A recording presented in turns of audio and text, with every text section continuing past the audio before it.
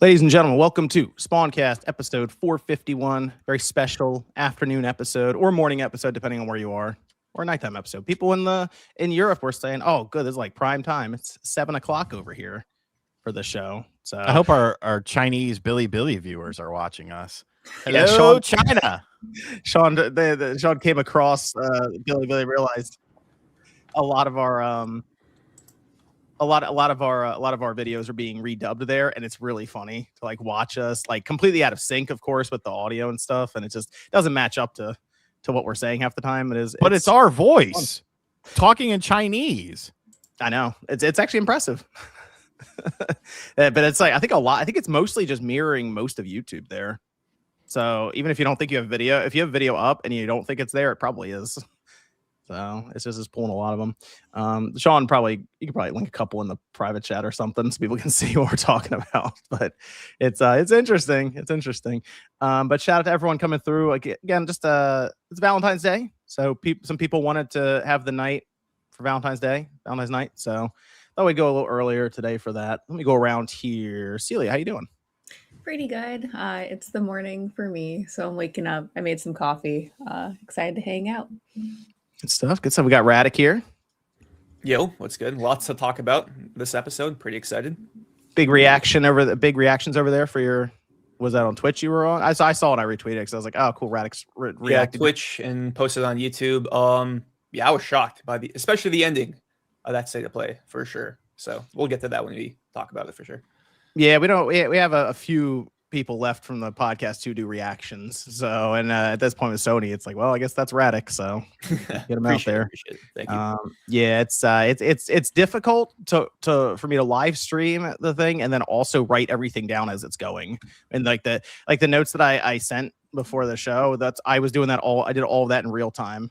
That. Yeah, so it's like it's a lot of writing and trying to double check things because as all that's happening, my inbox gets a bunch of press releases because these people are like timing this stuff up almost perfectly. I think the only one that took a while that was getting out there was probably like Mina and a few others. But I'm shocked. Sometimes I'm wondering if a press release is going to come through before the trailer even airs. But it's usually like trailer and then over here.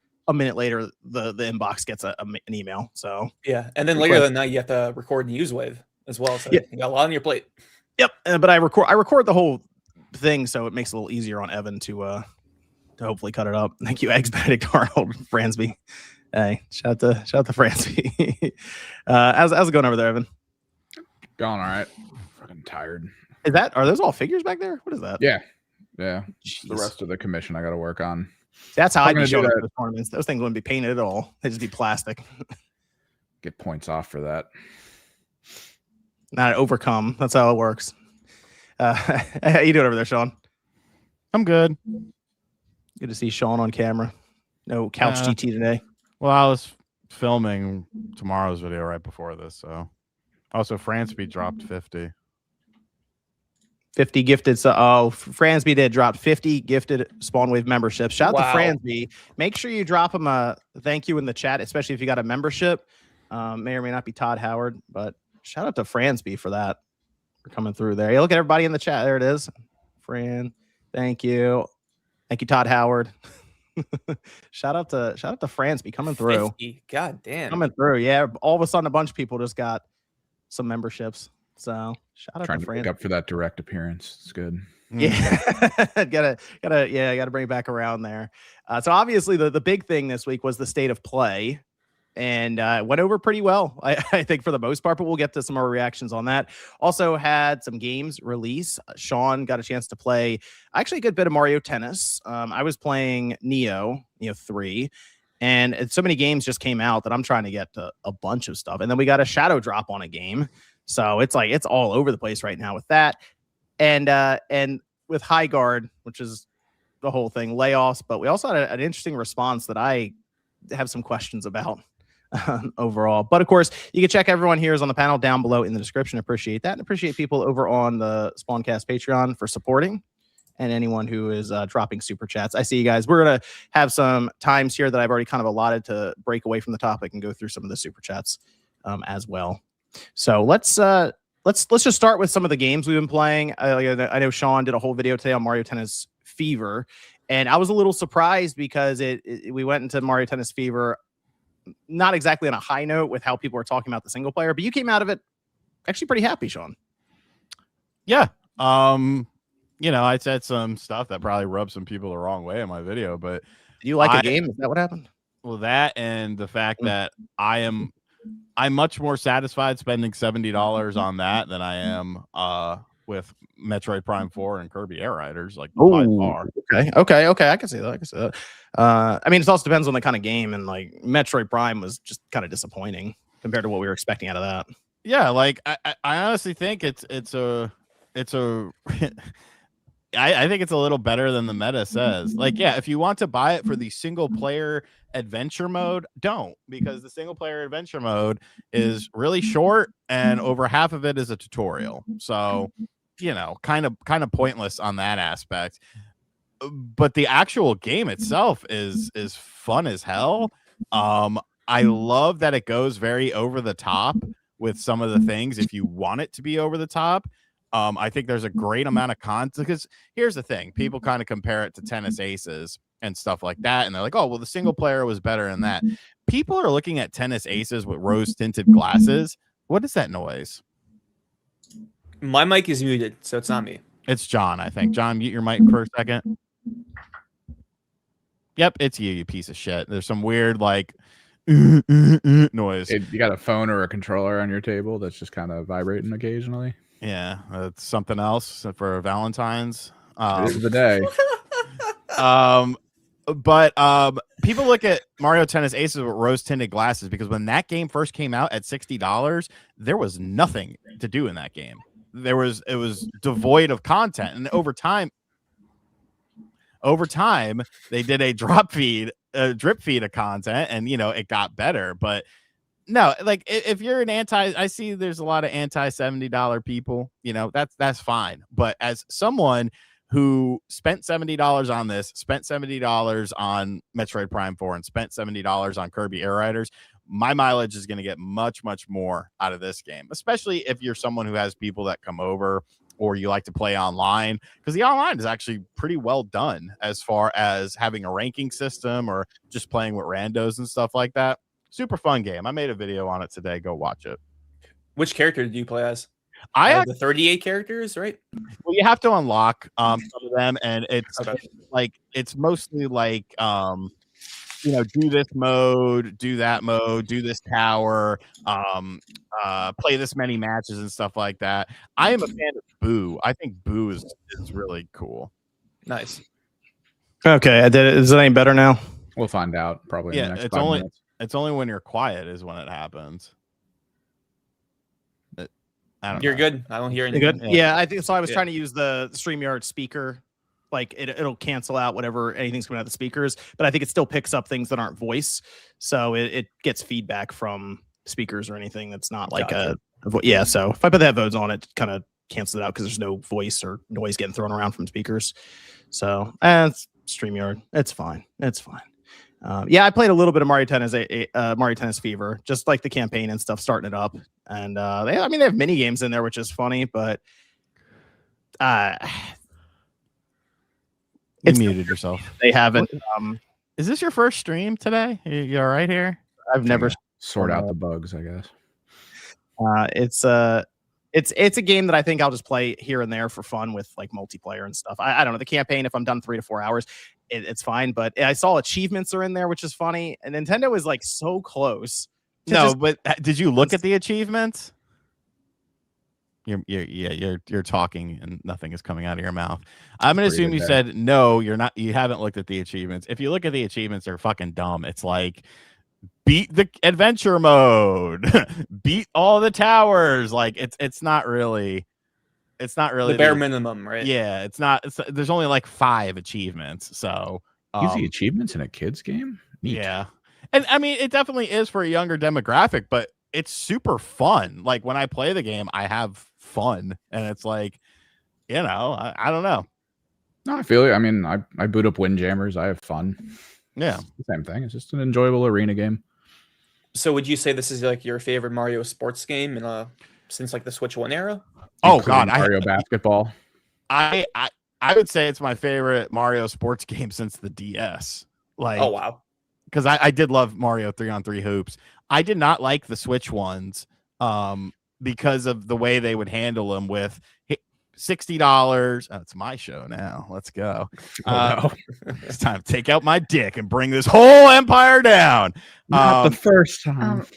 It was $60 and for all the Mario sports games on the Switch 1, and they drip feeded you content, and I didn't like that because it's like, oh well, eventually it'll be like a complete game. The Wii U ones were nothing. I mean, they were like a low point for it. So yeah, I mean, I enjoy the game. I think it's good. I reset my browser, so maybe that'll fix it. You sound fine now. It was StreamYard's like, hey, check to see if an application is trying to pull the microphone away from StreamYard, and I'm like, I don't have any. Maybe Discord. That's all I can think of. I don't know. We'll see. I just reset the whole Chrome browser to see if that fixes it. Yeah, you seem fine now. Okay, that's fine. I did pick up. Well, actually, we go. Celia, what have you been playing? Anything good?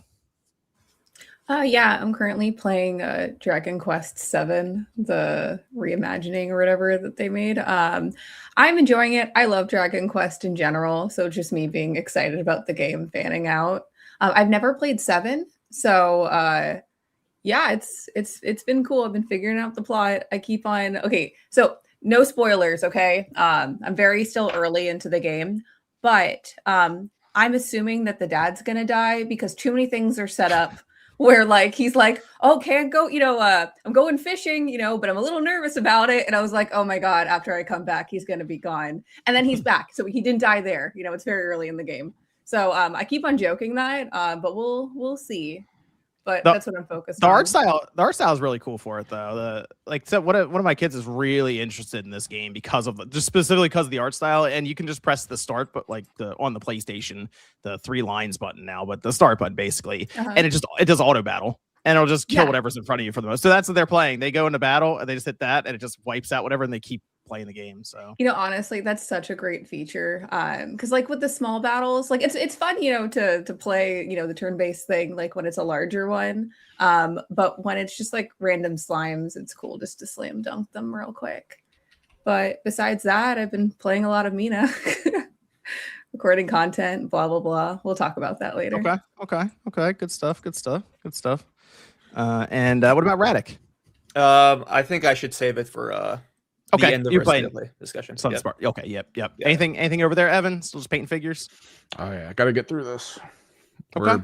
Today we're probably gonna finish the tanks on stream, but then I gotta move over to the people, which is gonna suck, but it is what it is. So I did pick up Neo 3, and I did the thing again where in Neo 1 and 2 I play like 20 or 30 hours, and then I end up falling out of it. Neo 3 I think is just a better game than both of them, and it kind of feels like it's almost the Elden Ring of the series, only because when I know, Sean, you're looking at it funny, but here's the thing.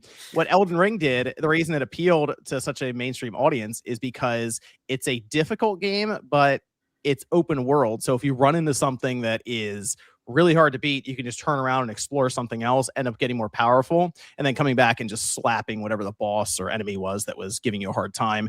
Neo 3 is kind of like that, where it's like kind of an open world. It's an open world game now, and you can do just that. Kind of just run around. They have a map that as you explore it, it goes up in level. So you start at level 1, then you go all the way up to 4. And as you go up in level, they just start marking things on your map to tell you where something else is.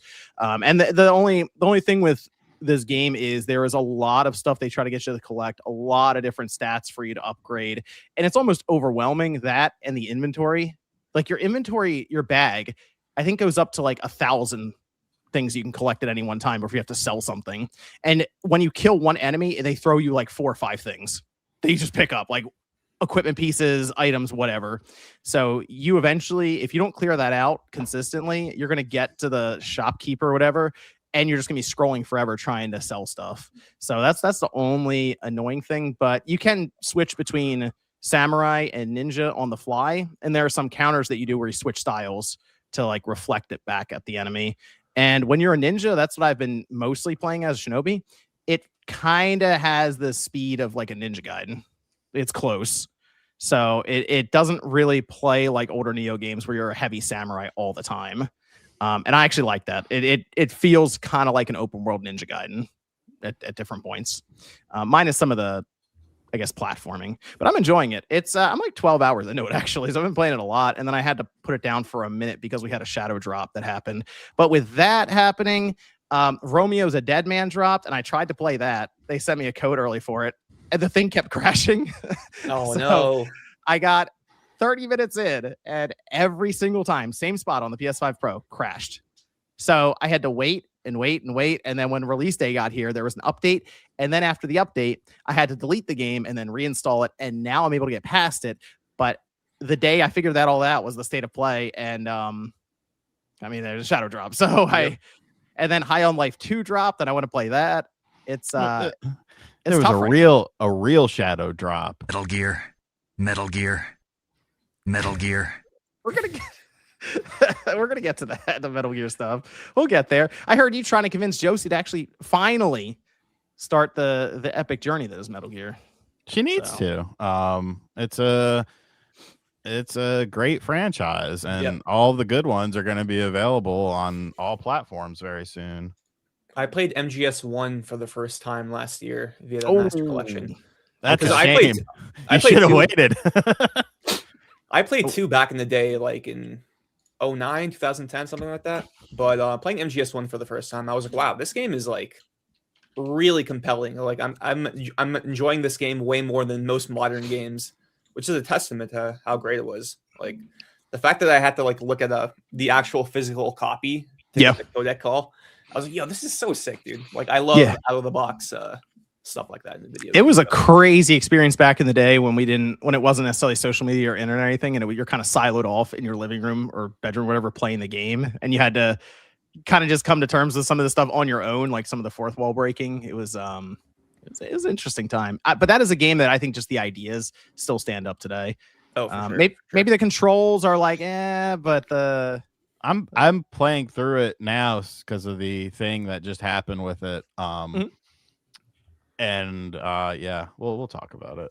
I'm like literally playing it now. Oh, nice, good stuff. I just found Meryl in the bathroom. Okay.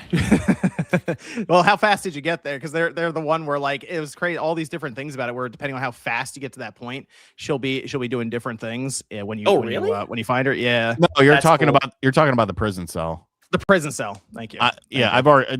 Dude, I'm way past that. When she's dressed as a genome soldier and she's in the bathroom. Oh, is this like right before the Mantis fight? Yeah. Gotcha. Okay.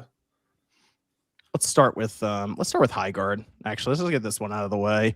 They went through layoffs. I don't think that's surprising to a lot of people that it was going to happen. I think it's surprising that it happened this fast. Yeah. That was quick. What, a couple of weeks? And they're like, nah, there's just mass layoffs, it seems, and they say that they're going down to a core group of developers to continue innovating on and supporting the game.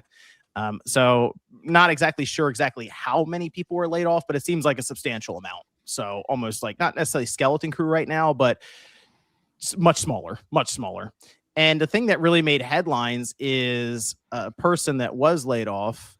The name was Josh Sobel, had a piece that they published on X, and it's like an article that they put up on X, and they sort of go through what happened from their point of view, and a lot of it was the reactions and the bad press and people just beating this game into the ground in videos. But they did also say that leading up to its release and announcement, they had a lot of feedback that was very positive. They said everyone I knew who had any connection to the game or project had the same sentiments. Quote, "This is lightning in a bottle. I trust this team wholeheartedly. If there's one project nobody in the industry is worried will fail, it's yours. This has mainstream hit written all over it. There's no way this will flop. I could play this game all day." That's all internal feedback. Didn't they name them? What? They named the people who were involved in that were the ones that were saying those things? Internal I don't think so. Later down in the article, they mentioned like here are a few people in the media who like really supported us. Something they like did. That. Yep, they had a list of them here. They have put 2 and 2 together there. Okay, yeah. Well, so here's the thing. Okay, I did play this game. I did. Because I remember I had to push some people, by the way, to play it. So it was already an uphill battle for me to get people on there. Sean basically laughed, and I was like, well, he's not going to get on. So then I managed to get MVG and Nate to jump on for a few rounds to play it because it's teams of 3, and we played 3 matches, and we won our last one. And then we uninstalled the game. So it was, I mean, it was very obvious right away. The game is just boring. I don't know how else to tell you. It's just a boring game. It's 3v3 and the maps are huge. So right away, you're just kind of wandering around. Evan, did you try the game at all? Hour and a half. I told you about that. Yeah. How'd you feel about it when you played it? Same thing. It was boring. Yeah. It's just a ton of games, but it's all the worst elements of those games piled into one. And I don't know. It's just bad decision making for how to build a fun multiplayer game. But it seemed obvious to you pretty quickly. Yeah. Okay. I'm a little confused who was telling them that it's not gonna flop. This is incredible. Lightning in a bottle. Yeah, I want the name of the person who said, yeah, it'll be really fun to go to a mining node and then mine it. All right. And just that's it. John obviously wants me to be the bad guy here. If you want the names, scroll down on the list and look at the people that are mentioned and look at their vibe and stuff like that. There are a lot of those people that are in that list, not that list, but the Highguard list, the Highguard files, that are, if you look into them, and I am aware of them because I am on social media. They weren't redacted. They are toxic positivity people, which is something I've talked about time and time again. A lot of people and I already see someone, Eggs Benedict. She's scrambling the eggs right now to yell at me. A lot of people that are independent people that go to these events and stuff like that. They go to these events, they give the feedback that they think the companies want to hear because they want to work with the companies. It is a monetary thing. It is a thing to better themselves at the expense of a game. How many times have you seen the same people hype up games that end up being catastrophic failures like this? At some point in time, people have to put 2 and 2 together. And I'm not saying that you need to attack these people or anything like that. I'm just saying you probably shouldn't value their opinion that much. You probably shouldn't put too much stock into what they say because they're willing to glaze anything that they can to get that free press kit, to get that free chair, to get that free trip, to be able to test out the game hands-on and stuff like that. There's a lot of disingenuous people that cover games, and I mean it, but to be fair, it's also any sort of form of entertainment, movies, TV shows, music, anything that gets coverage like that. There are people whose whole goal is to strive to be liked because they think if they get liked, they'll get more opportunities. And unfortunately, the real downside of this is that it actually works. That's why these you see the same people at the same press events and all this sort of stuff, because companies like to work with those people because they're safe. But at some point in time, a company has to wake up and be like, this isn't work. What's happening here? And clearly see that this is the blockage in the pipe.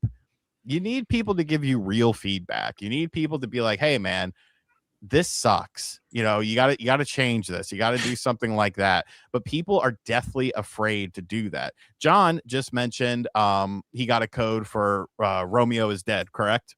Romeo's a dead man, yeah. Mm-hmm. Grasshopper game. I used to get Grasshopper games all the time. No More Heroes 3 came out. They gave me a code for it, unasked, just in my email box. And then like a week before the game came out, they asked me to send a birthday message to Suda51 as well. They were doing a content creator, a bunch of content creators wishing Suda51 a happy birthday. So I sent them something, and I had to bury that game because it was not a good game. And then I never heard from them again. Some companies are like that. I understand it. It's fine. I don't take it personally. But there are people out there that want that constant connection. They want to feel like they're a part of something. You know what I want to feel like I'm a part of? My wallet growing.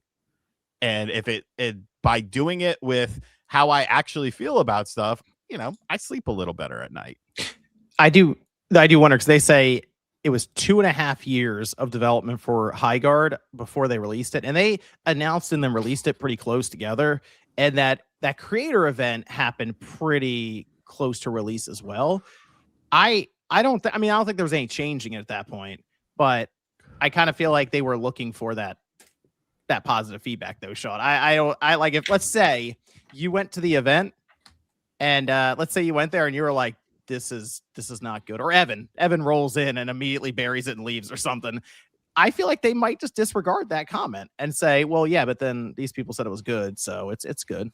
Well, here's something, Celia. Can I jump in? Yeah. Okay, what was your question? Well, my question was going to be, and I think you've talked about this before, when you're showing something at an event, not even necessarily, I'm not talking about content creators. I'm talking about like a PAX or something where it's just randos walking around and checking out games. Do you get negative feedback from people? And if so, do you factor that in? Do you relay that to people, or how does that work? So, Sean, in general, we're in the indie space, and indie tends to be a bit more, we have the flexibility to be able to be more receptive to community feedback, because the chain of command, we're all there, okay? Like literally all of us are physically at the booth. And one of the reasons that we go to like PAXs, for example, and when we did exhibit, is because we want to have that live feedback to see how people, that's why we brought Mina so early. We wanted to see feedback of how people were experiencing it, because we were developing the game at the same time. So, we see something, visually people aren't picking up on that. Okay, duly noted, that we'll change the art slightly. We'll make it more obvious. We'll, change the palette, whatever. Or like if a certain obstacle isn't obvious, okay, we'll teach you a little bit earlier in the level, and that will make sense. But we're able to do that because we could pivot like that at these media events. Because like Sean, while you were talking, you're like, she's gonna yell at me. No, Sean, I'm not going to yell at you. I was just looking because I know today's the day. Oh my god. But it was just kind of one of those things where like I was like, okay, let me look up these people, because I didn't read this article, so I didn't know. So I was like looking at it and I'm like, okay. And I was kind of just, looking at things. I think at this point where they got visibility with this, you're probably being shown pretty corners. So like the prettiest, coolest parts of things that you want media to see, this is what we're showing you. Obviously, I don't know the full story. I don't know, how much they saw or whatever. But, maybe that corner was beautiful. Oh my God, that's the coolest game ever. There's been some games where I looked at box art, Quest 64, and thought it was the coolest game ever. And then I played it and was like, shit, I hate this. Why did I tell all my friends about it in like 4th grade? But you love it still. You still love it. I hate Quest 64 is the game that taught me there was a bad game. Okay. It was a very important learning lesson in my life, because before that, I only played like games that are critically like looked back on as like, amazing games, Ocarina of Time, Super Smash Brothers, Banjo-Kazooie. Like a lot of games I played as a kid were fantastic. And then I played Quest, and that was the game that I was like, wow, this game looks so good. Is the reason that I'm not having fun right now because of me. And so I rented it 2 more times from Blockbuster to be really, really sure, okay, that it. And then at that point, I was like, okay, I don't think it's me anymore. This game. They're probably like, why does this person keep renting Quest 64? But like angrily, the super fan. No, little 10-year-old me, I guess they thought was really pumped. And even when I sound upset, I feel like I sound excited. So they're like, wow, this girl really loves this game. Yeah, give it to her. Anyways. Back to my point. What was I talking about? Maybe they saw, a pretty corner of it, or maybe, I don't know, to be honest. I'm not them. Because the entirety of the package of that game just didn't feel great. So like, was it a game we didn't get to play? Highguard. Really both of them. Also, I say Marathon. I'm tired. I'm so tired, guys. I've been playing too much Mina. I'm so tired. But anyways, going back to things. Jeez. So Sean, like, and then also, okay, let's say, they're showing them like 2 weeks before launch. What are you supposed to do in that situation? They have to delay the game. Yeah. Like what, you're going to look at them in the eyes and say, hey, jump, like, don't do it. Don't get on the whatever. But like, it's one of those things where they can't do anything. You're telling marketing, and then marketing has to do the chain of commands to development. And then like, there's so many different processes of what they have to do to be able to stop something or change something that I just feel like no matter what they did, they couldn't. Yeah, and maybe like what the they Titanic, the iceberg's right there. yeah, what do you mean? Look in the eyes of the devs and be like, ooh, uh-oh, like what are you gonna do, man? Like that's really awkward. You know what? So I like to give them the benefit of the doubt, but I don't know. I'm But not so- them. I would say this is gonna be a weird comparison, maybe, but you remember a long time ago when there's so American many Idol games. was really big. Oh Uh-huh. Jesus! For like when it was like really big, and you'd always hear about it on TV or whatever, and it's like Clay number one Aiken. watch show. Well, but like you remember back then, they had their own panel of judges, love. right? That people would look to, and they'd let some people through, and they like destroy a bunch of people on TV. But who was the one judge that everyone looked at was like, what they're gonna say? Are they impressed? Or not? Cybed. Right, because he was the one who would just he would crush people if they were bad. The other ones be like, well, you're kind of you got to work on this. He's like, nah, get him out of here, like immediately. So I think when these companies, obviously these focus group testing, they got to try to identify a Simon Cowell for video games. Yeah, they need a Simon Okay. Cowell. The thing is, though, wait, jumping in on, can I jump on something, Sean? I'm not yelling at you, I promise again. So, okay, so was this a focus group or was this media hands-on? Because if those they are didn't do any two focus group testing for 2.5 years, that would be a real problem. Okay, so focus group, in total, no offense to focus groups, they get a lot of really cool information, but sometimes companies, when they see that there's a problem, okay, and they go to a focus group, it's to cover yourself because they look for certain types of people that absolutely love certain things, and they have them all in a room, and then they're all excited and kind of pushed to be like, how would this make you feel? And they're the exact demographic that would like this, the 2000 whatever people that would like organically look at that and be like, hell yeah, that's mine. And they have them rave about the game, so they go back and say, hey, look, all of these people that we tested, 9 out of 10 said that they absolutely love this idea. And so if there's any, the issues come to rise and they're like, okay, who is the problem here? They're like, well, it actually tested well. So that's why I'm like, if we point to focus testing, I think how things are handled with focus testing sometimes are not accurate. I think there's problems with both focus testing and just media events. As the resident focus testing expert here, as someone who participated in a focus test for Oreo O's cereal as a child, I can explain how Is that where all your medical problems came from? Probably. I went to a focus testing group because they were testing children and you got $25. They put put us right. They didn't inject it in you or anything. How diabetic are you right now? $25. They put us in a room and they had multiple packagings of Oreo O's cereal and multiple varieties of Oreo O's cereal. So you went through, you looked, you picked which box you liked the best, and then you tried all the cereals and you picked which ones you liked the best.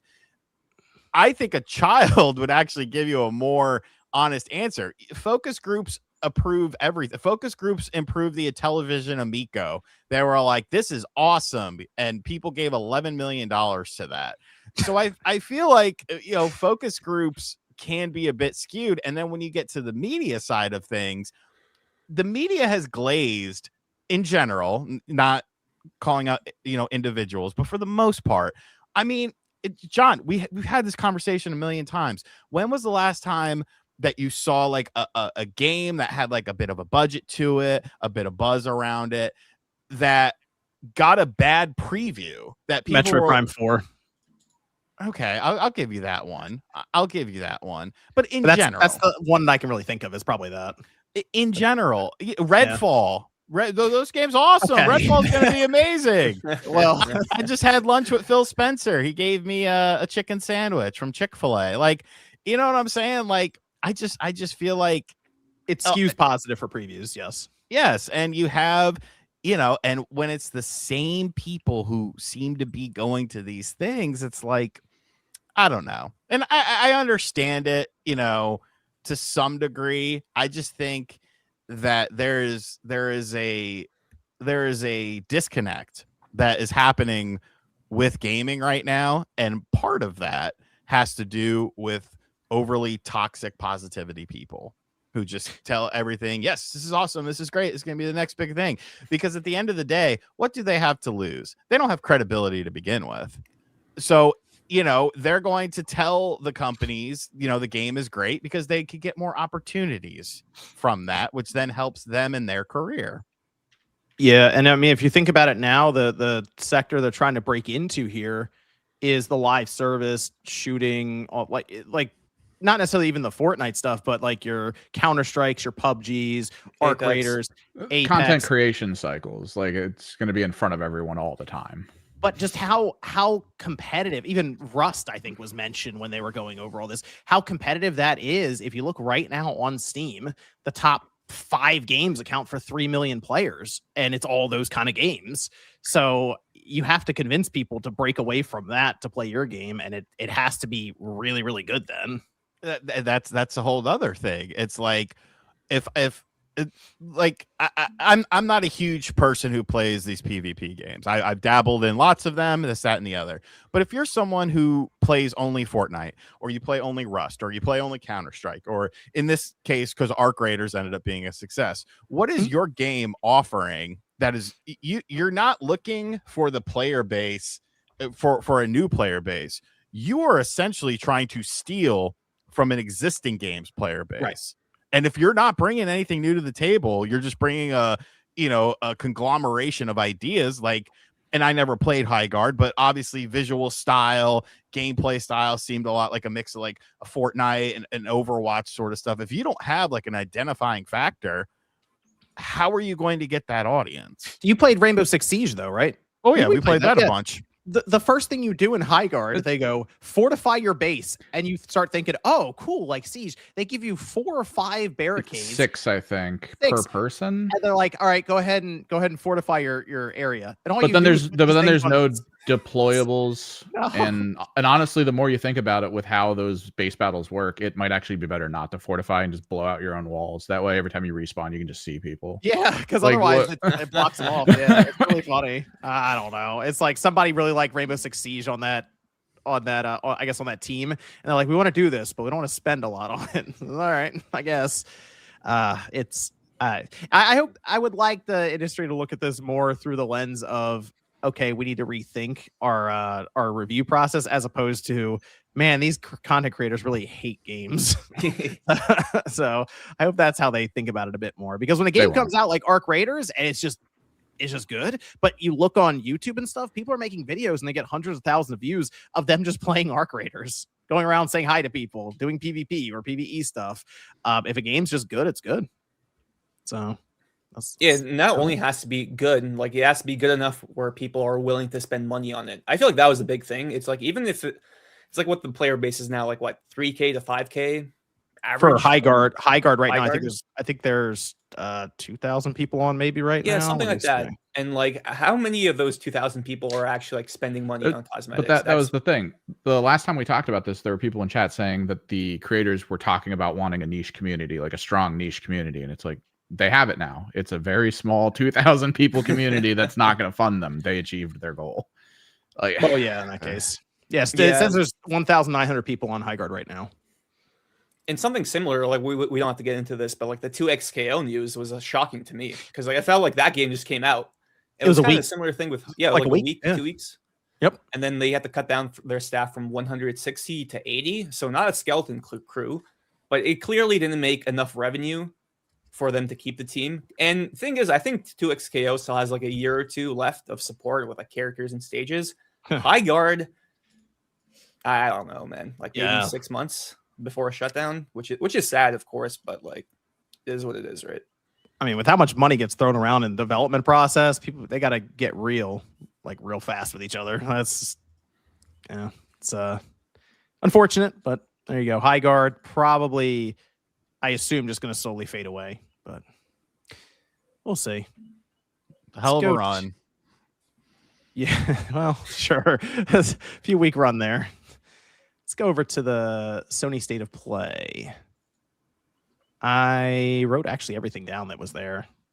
So Celia, I don't know if you had a chance to watch it. I remember last night you mentioned that you were looking for of course, the Mina announcement, and then you had a lot of press release and work to do. So partially I dropped that in there just in case you wanted to follow along or note any of the appreciate that. releases. Yeah, I watched half of the direct, basically.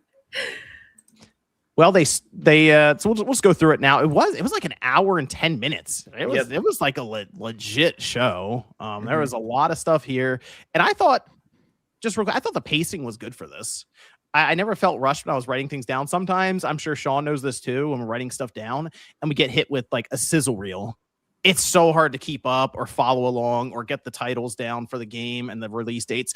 I felt like this was spaced out well enough to where games that needed the time, say 5 minutes, 6 minutes or something, got it. And then there were some that got 1 or 2 minutes as an update, and they kind of kept it moving. So I thought for the most part, this is a well spaced out show for everything. This was their best show since June 2020, the PS5 reveal event. Because in that show, they showed, like, of course, the PS5, but they announced like Demon Souls, Sackboy, Miles Morales, Gran Turismo 7, Astro's Playroom, Horizon Forbidden West. Like, that was like a great show. And I've been kind of missing that from PlayStation for like 6 years. And I feel like this state of play like kind of delivered on that front. Yeah, people for the most part are pretty positive around this. I think this was I had to really think about when the last really good state of play was, and it has been a bit radical. 6 years. Yeah, it's been a bit. So this was a good one. I mean, they started with Kain, Scars of Kazmara, and I like Bridge of Spirits. I thought Bridge of Spirits was good. It had some issues, I think, in the combat for me anyway. With combat, there was some timing stuff with a parry, but I think the visuals are good, and it was clearly their first like real attempt at a game like that. Yeah, and the visuals they showed here, I mean, it looks a lot better than Bridge of Spirits. It also looks larger too. So they showed some areas that I was like, is this open world? Because some of the areas are pretty big. Sony's publishing this one, PlayStation Studios publishing, so it's even more involvement than they had with Kain, Bridge of Spirits. So I think I think they really identified talent here pretty well with Ember Labs. So I'm actually expecting some pretty big things out of this game, building off of that first one. And it's out in 2026. It's PS5 and PC. So I assume part of that publishing was just, hey, we want to put it on PC as well. So, but Sony doesn't necessarily seem opposed to that. I'm more curious if this is the start of like the courting process for Sony, because they made some flubs when it came to just jumping the gut, like knee-jerk reaction. We got to buy some studios for live service. This feels more like what they would do with a smaller Yoshida era. Yeah. Right. That builds up with these, these single player style games that get bigger and bigger and bigger production value. And then eventually you end up with Housemarque, who creates Returnal, and then obviously they buy them, bring them in. So that's kind of what this feels like. I'm thinking if this game is better than the first one, I think it will be. I'm almost wondering if a year or two from then we hear, oh yeah, Sony is welcoming them to the PlayStation family. Would not be surprised at all. Definitely. As you said, select the perfect acquisition target. Low risk. It's not like Bungie. It's let's spend like $3.5 billion on these guys. It's like great. Or like Firewalk, excuse me. It's like okay. Firewalk, yep. Fire Sprite's still out there somewhere. They're still out there. Celia, did you play Bridge of Spirits? Yeah, I played some of the first one. I really liked it, and now I want to go back and play more. And I'm excited about the second one, so I need to finish that. It's cool to hear that it's coming out this year. I wasn't expecting that, to be honest, because I would assume for that game, and it got a lot of attention, right? It won Game of the Year like a few years back. So, you'd think you'd give like maybe a little bit of a longer runway, but I think it's awesome. I'm excited to play it, and I really hope it's not open world though. I'm so tired of open world like adventures. I like a nice solid like linear adventure. And like, sure, you can have like, certain choices or do things in different orders. I think that's really cool. But when it's just full sandbox, I just get overwhelmed.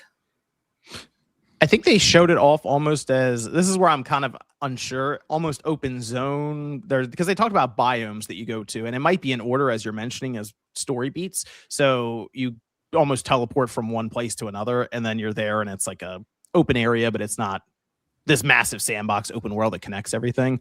Yeah, and it's fine. Like, I like having choices, and it's like, oh, you can do things out of order, or you can skip around a little bit. That's cool. But yeah, I just don't want them to complete sandbox. And I know that's an unpopular opinion. I think you guys like enjoy them, but I just think for me, I'm just so tired. I'm like, let me just get in, do my adventure, and then peace. Well, I think it also depends on how you do it. I hate to bring Metroid Prime 4 up again, but that desert area was just such a placeholder. Let's just try to connect everything as best we can. Thing that really just pulled everything down. So if it's better, if they could say you know just teleport around, we'll make up a little transition scene and stuff. Fine, go and do that. I'd prefer that than let me just drive quietly for 3 minutes across this desert.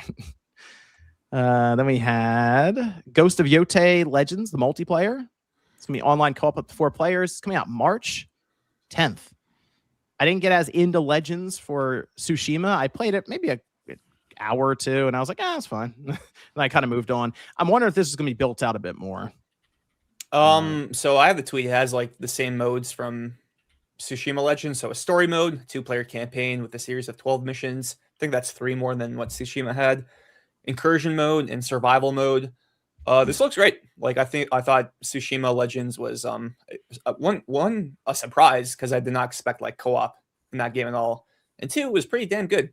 So I would love to see what Sucker Punch does with Yote Legends as well. March 10th, pretty soon. 5 days after Marathon, I think. Something like that.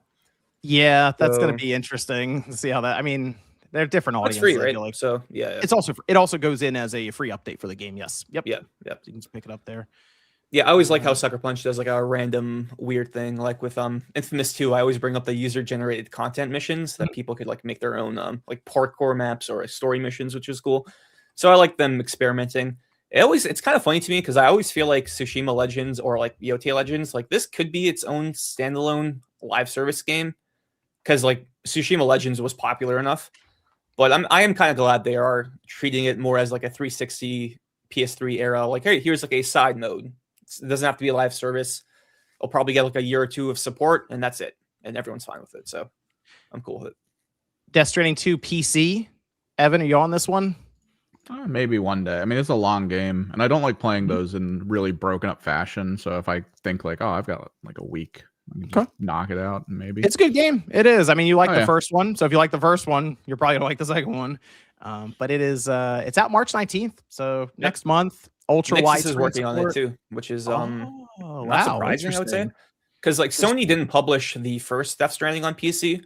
And the context I have to give people there is like they made that deal with Death Stranding in 2015, and the PC version was confirmed then. And Sony wasn't really like crazy about PC ports back then, so they probably didn't really care about the deal. So I feel like if they could go back in time, they would love to publish the first version of Death Stranding because I think 505 does that. Yep. And that got into some weird things because remember it went on Game Pass. Yeah. It came back to Game Pass now, so it's. I feel like that's been kind of dicey for them to work out. And then there's always that chance that we get the Epic Game Store exclusive coming in with some money, and that can hurt the game's momentum, and it ends up being a whole thing. But this, I mean, Death Stranding 1 did well on PC. I feel like Death Stranding 2, with all the stuff, by the way, that they mentioned, which is ultra widescreen support, unlocked frame rates, they're gonna have upscaling and frame generation. Something to keep in mind though for people, because I think one of the big things that's being touted for the PS6, I know PS6 is gonna be frame generation for next generation. So just putting that out there. So the fact they're putting that in here is interesting. But it's like a gorgeous game too, man. Gorgeous. It is. I think it's gonna look crazy on PC. People have like the nice rigs and everything. It's going to look insane. Ultra wide support as well, so that'll be cool. We have For Loop is next. Okay. Oh boy. Find Simon Cowell. Find him. please. I get what they're trying to do here with it, the 4-player combat sandbox. And the enemies they showed there was one that was like a big Rubik's cube. I'm like, that's kind of cool. Yeah, looked like something from Resogun. That was my first thought. Yeah.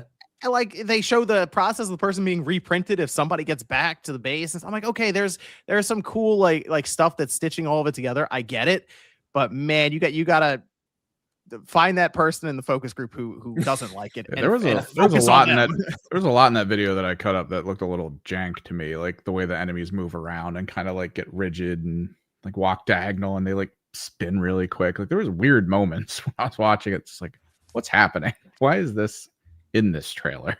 Yeah, like I want attempts at multiplayer games, but man, you gotta, it's gotta. That's the other thing that happened with Highguard. Going back to that, it didn't showcase well when they first gave us a look at it at the Game Awards, and this is, I don't want to say shades of that because I think it looks better, but it's tough to show these games without it looking like a game you've already played.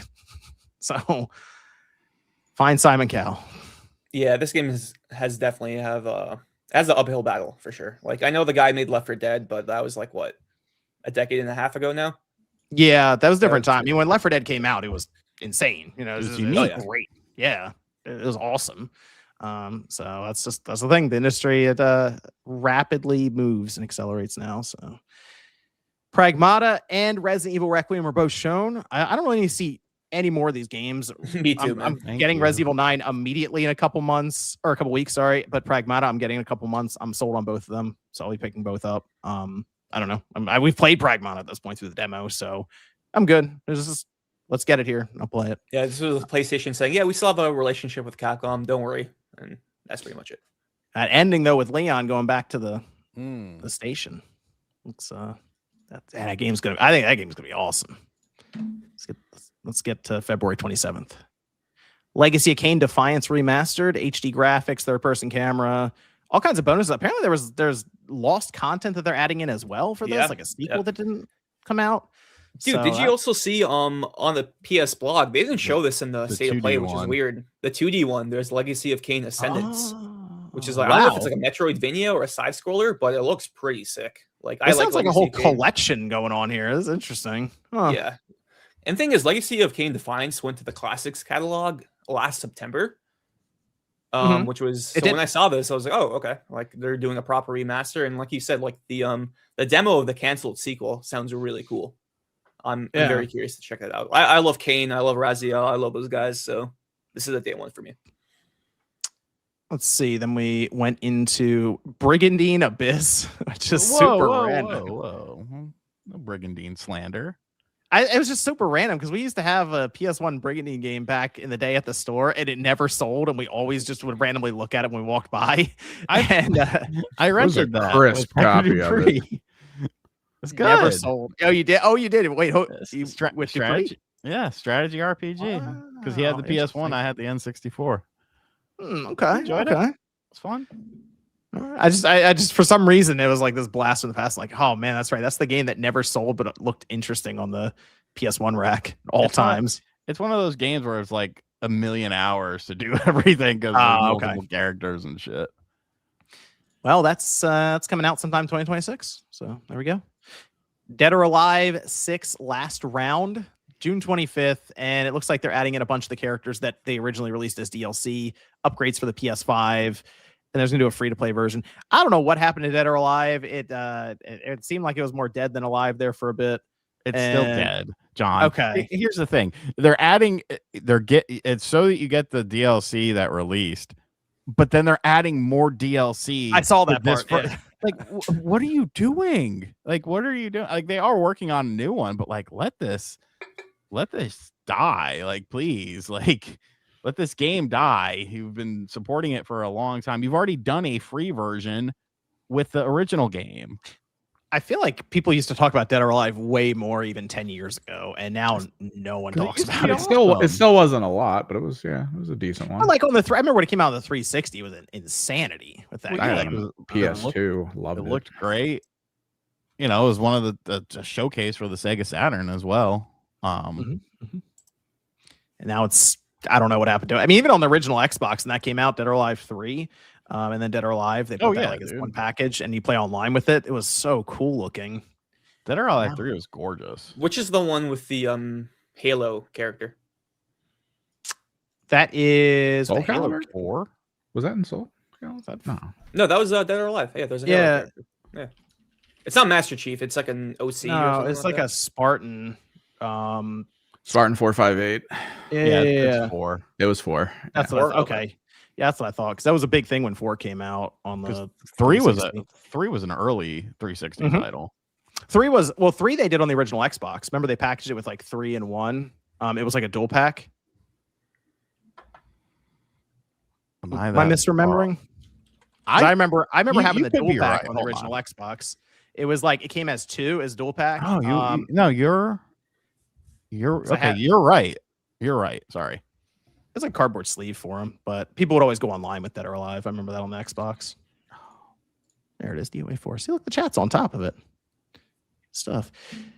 All right, but we have a new one coming out at some point. They just said it and kept it moving. Didn't even have a logo, so I don't know. But at least it's not dead, I guess. Control Resonant 2026. Already knew about this. This looked like Gravity Rush to me. Okay, that wasn't just me, right? I saw that, and Yeah. they shifted the perspective after he landed on like a building. I'm like, wait a minute. Yeah. That's what that looked like. It looks more action, way more action focused than Control. So I don't know. Looks kind of cool, I guess. It's gonna have some weird mind bending stuff in there, though. Definitely with the shift ability is what they call it for Gravity Rush. So 2026 on that one. Sean, you found some interest in this Crimson Moon. All I wrote was 2026 because I was looking at it and I said, this looks like just a medieval hack and slash. That's kind of it. I thought it looked neat. It was pretty. If it's a budget game, you know, Okay. I think it could be fun. Look cool. Okay. Pretty. Yeah. We had Beast of Reincarnation again. That's August. We actually the release date, August 4th. August 4th. We'll see what Game Freak has for us then. Rayman 30th anniversary and 5 playable versions. It's out now, but then the physical edition isn't out till June. Which is a little annoying. I gotta wait till June to get it physically. Yeah, I'll definitely pick this up after I beat Sons of Sparta. But yeah, great announcement. There was like some controversy I saw on Twitter about like the music was replaced, something like that. Oh, damn. Okay. No, you're okay. It's just funny. We heard about that. Did they have licensing issues, or like what was the issue? I don't know. Like the GOG investigate version is the same thing and all that. Like it's had the music replaced because there's something going on with it, I guess. I mean, the licensing is probably an issue if you look at it for music. Probably. Yeah, I know. Music in general tends to be a nightmare, so it's probably that. Yeah. I like Rayman. I want a new game, so hopefully us getting a collection is a step in the right direction to getting a new game. When Rayman 2 came out on NSO, I started replaying it because I remember enjoying it as a kid. I have the physical game, but I haven't booted it up in a really, really long time. And I was playing through it, and it's so fun. And I'm like, why can't we just go back to that? Except with, obviously modern gameplay and a little bit better, just a little bit better graphics. Even though I do like low poly, looking things. I don't know. I really like Rayman, and we deserve a new one. Yeah, so for Rayman, like I said, I'll get it physically. I might grab it. I feel like the kids, I've tried to set them up on a path of you got to play the classics, and this seems like one they have to play for 2D games. Make sure you do all the game modifiers, like infinite lives, infinite continues, because I heard the original Rayman is actually pretty tough. Yeah. It's pretty hard. They're easy enough, but they're younger. I don't want them to get frustrated and just put it down. Like, we'll turn all the little extra things on. You gotta teach them. Life sucks. Wear a helmet. No free trophies. Yeah. They go No participation bullshit. They go, oh, I'm gonna play Fortnite now instead. They just leave. They just walk away. Then you take away the Fortnite, John. Put your foot down, damn it. They always have something else, or they go play Legos. Take them away. Take the Legos away.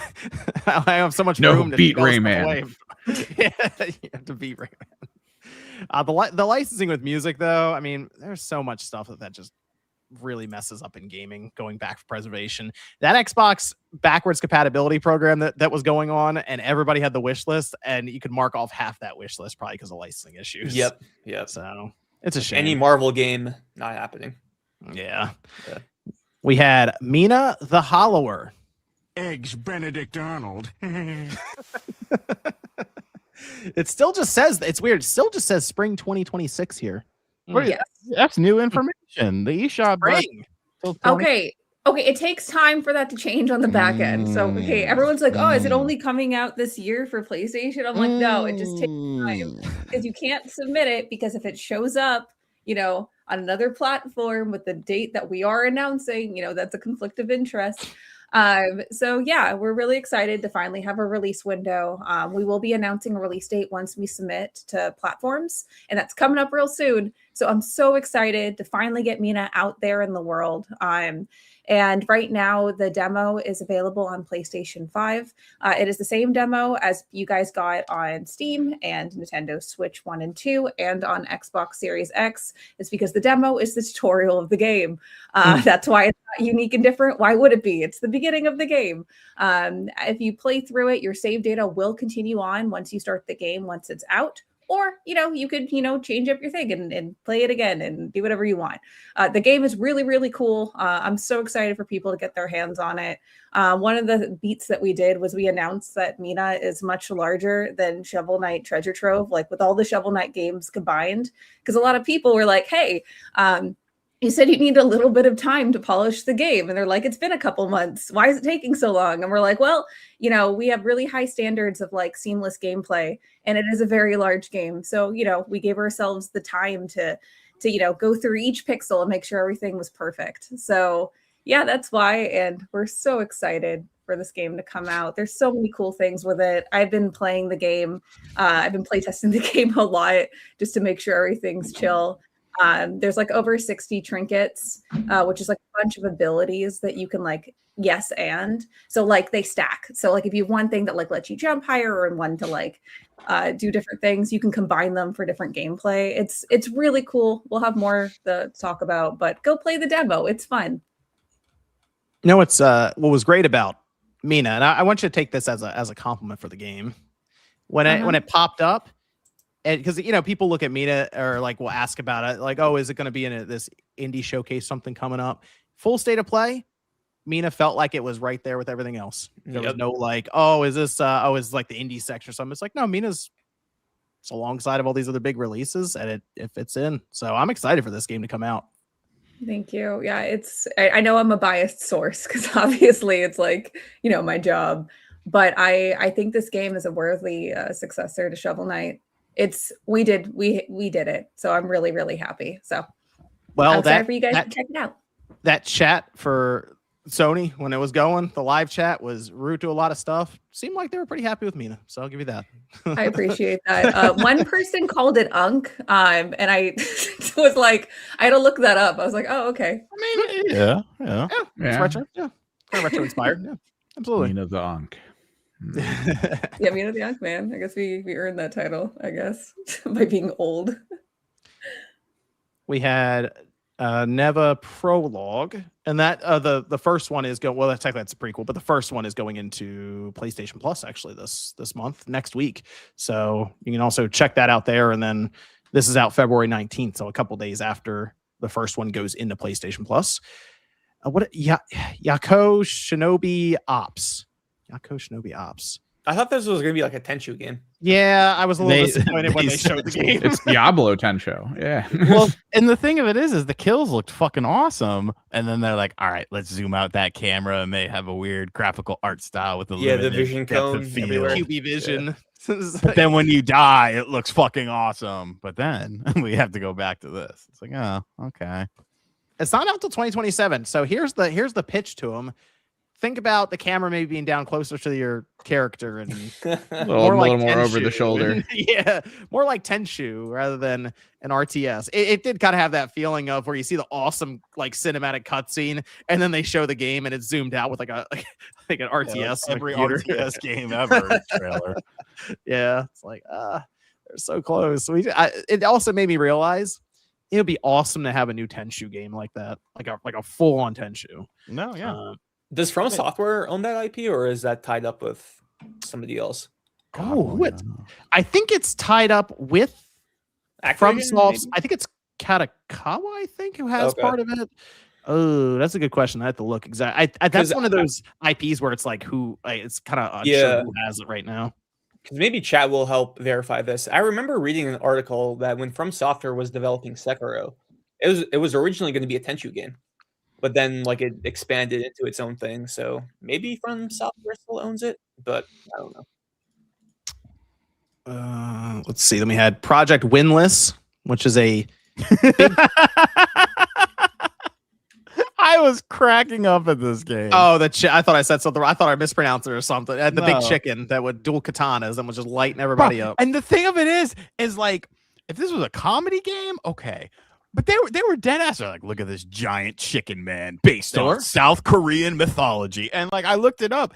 It's like they call him, who's the Lord of the Rings guy? J.R.R. Tolkien or whatever his name is. Bro, I never Lord of the Rings. I played the GameCube games with my buddy. He was the Lord of the Rings guy. Those were fun. But they say he's like the Tolkien of South Korea, and he wrote like 4 books, and it's about like there's like different types of people. I just can't take a game where you play as a giant chicken doing Dynasty Warrior shit. Like, seriously, I don't know. It's very weird, but it looked, so it was very out of place looking, because you're seeing Dynasty Warriors, but while that's going on, you're seeing the giant chicken be the thing that's like destroying everything. The rest of the game though looks pretty technically advanced. I mean, there was a lot going on. Yeah, there was a lot of questions surrounded it too about AI stuff after the trailer. Okay, interesting. But giant, that's how you stand out. Hey, you know what? People want some advice. You know what? If I'm running around in Highguard and everyone's a big buff chicken, I might have played another round. I don't know. So that's how you stand out. You got to do some weird stuff. Did not expect that. That was not on my prediction list for State of Play. I'm not gonna lie. I don't know if this is like chat's gonna roast me for this, but when I saw that giant chicken, my first thought was Family Guy. I was like, people were like making fun of it, like Final Boss is Peter Griffin and all this stuff. It's that, but I linked it in the private chat. It reminded me of the ramen spicy commercial with the giant chicken. Oh, it's a rooster technically because it's a male. Yeah. Okay. They should. Hit I see it. Yeah. Let's see if they can get like for his like when he flies down. Here they come to snuff the rooster. Oh yeah, he ain't gonna die. And he just starts like mowing down I guess it's like Mother Nature or something. Like pissed off at the chicken for shitting all over the place. That's what chickens do. You ever been to a chicken? Dude, we used to party on a lot of farms because I lived in North Carolina. Yeah, dude. Because like you would go to these houses that were like farmhouses and party, and there'd be fucking chicken shit and like the smell of it was terrible. But we were underage and we needed a place to party. So okay, it's a rooster. Should not offend the massive rooster with dual katanas. Let's see. We had Star Wars Galactic Racer. I think that looks cool. Like I enjoyed the Pod Racers game from back in the day. Looks kind of like a new age version of that. Price is going to be important with that. Did you go off when they showed off like that prequel character at the very end? They're like, oh shit, it's Glup Shido or whatever his name is. I think it's just the pod racing stuff people were like freaking out about. Gotcha. It's just the nostalgia factor to it. Yeah, that was a cool game on the N64. Out of all the Star Wars eras, the prequel is definitely like, because I was born in '98, right? So prequel era is my nostalgia for Star Wars. General Grievous, still the coolest Star Wars character. Don't at me. So I have zero nostalgia for Star Wars, but I really like pod racers.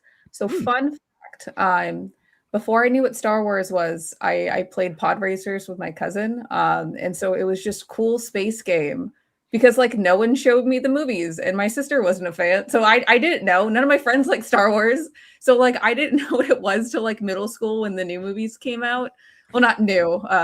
The prequel movies came out, and then I was like, cool. And then I didn't watch it until 2015. I watched like everything. So I'm new, I guess, newish in the past decade Star Wars fan, I guess. But I'm very excited for cool space game. I love pod racers. The chat's killing me. It's like, guys, it's Ben Quadinaros. It's like, oh, of course, yeah, that. That's a very key character, damn it. We had 007 First Light shown again. I think the game looks good. I'm just ready for it to come in. It's one of the situations. I've seen it so many times. Let's get the release day on this thing. It's not till May, though, so we'll probably see it in another event before then. This is the way it is. May 27th. Yep. All right. It's Konami showcase time. It was an event inside of the State of Play. Metal Gear. They wasted no time. I mean, they wasted a little bit of time because they were setting up a whole set and everything. Like they spent some time showing that. But then Metal Gear Solid Volume 2. Wait, it's hold real. on. We got to go back.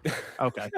So the setup for it, did you buy into it when they're like, when the third party guy from Sony was like, we were very impressed with what Konami had to show us today? I was like, bullshit, go fuck yourself.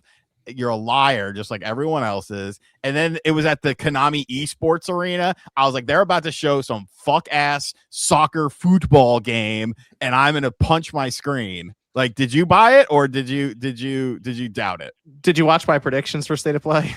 I don't watch your content, John. Why don't you understand this? You should have watched it. Yes, I was expecting Volume 2 to be here.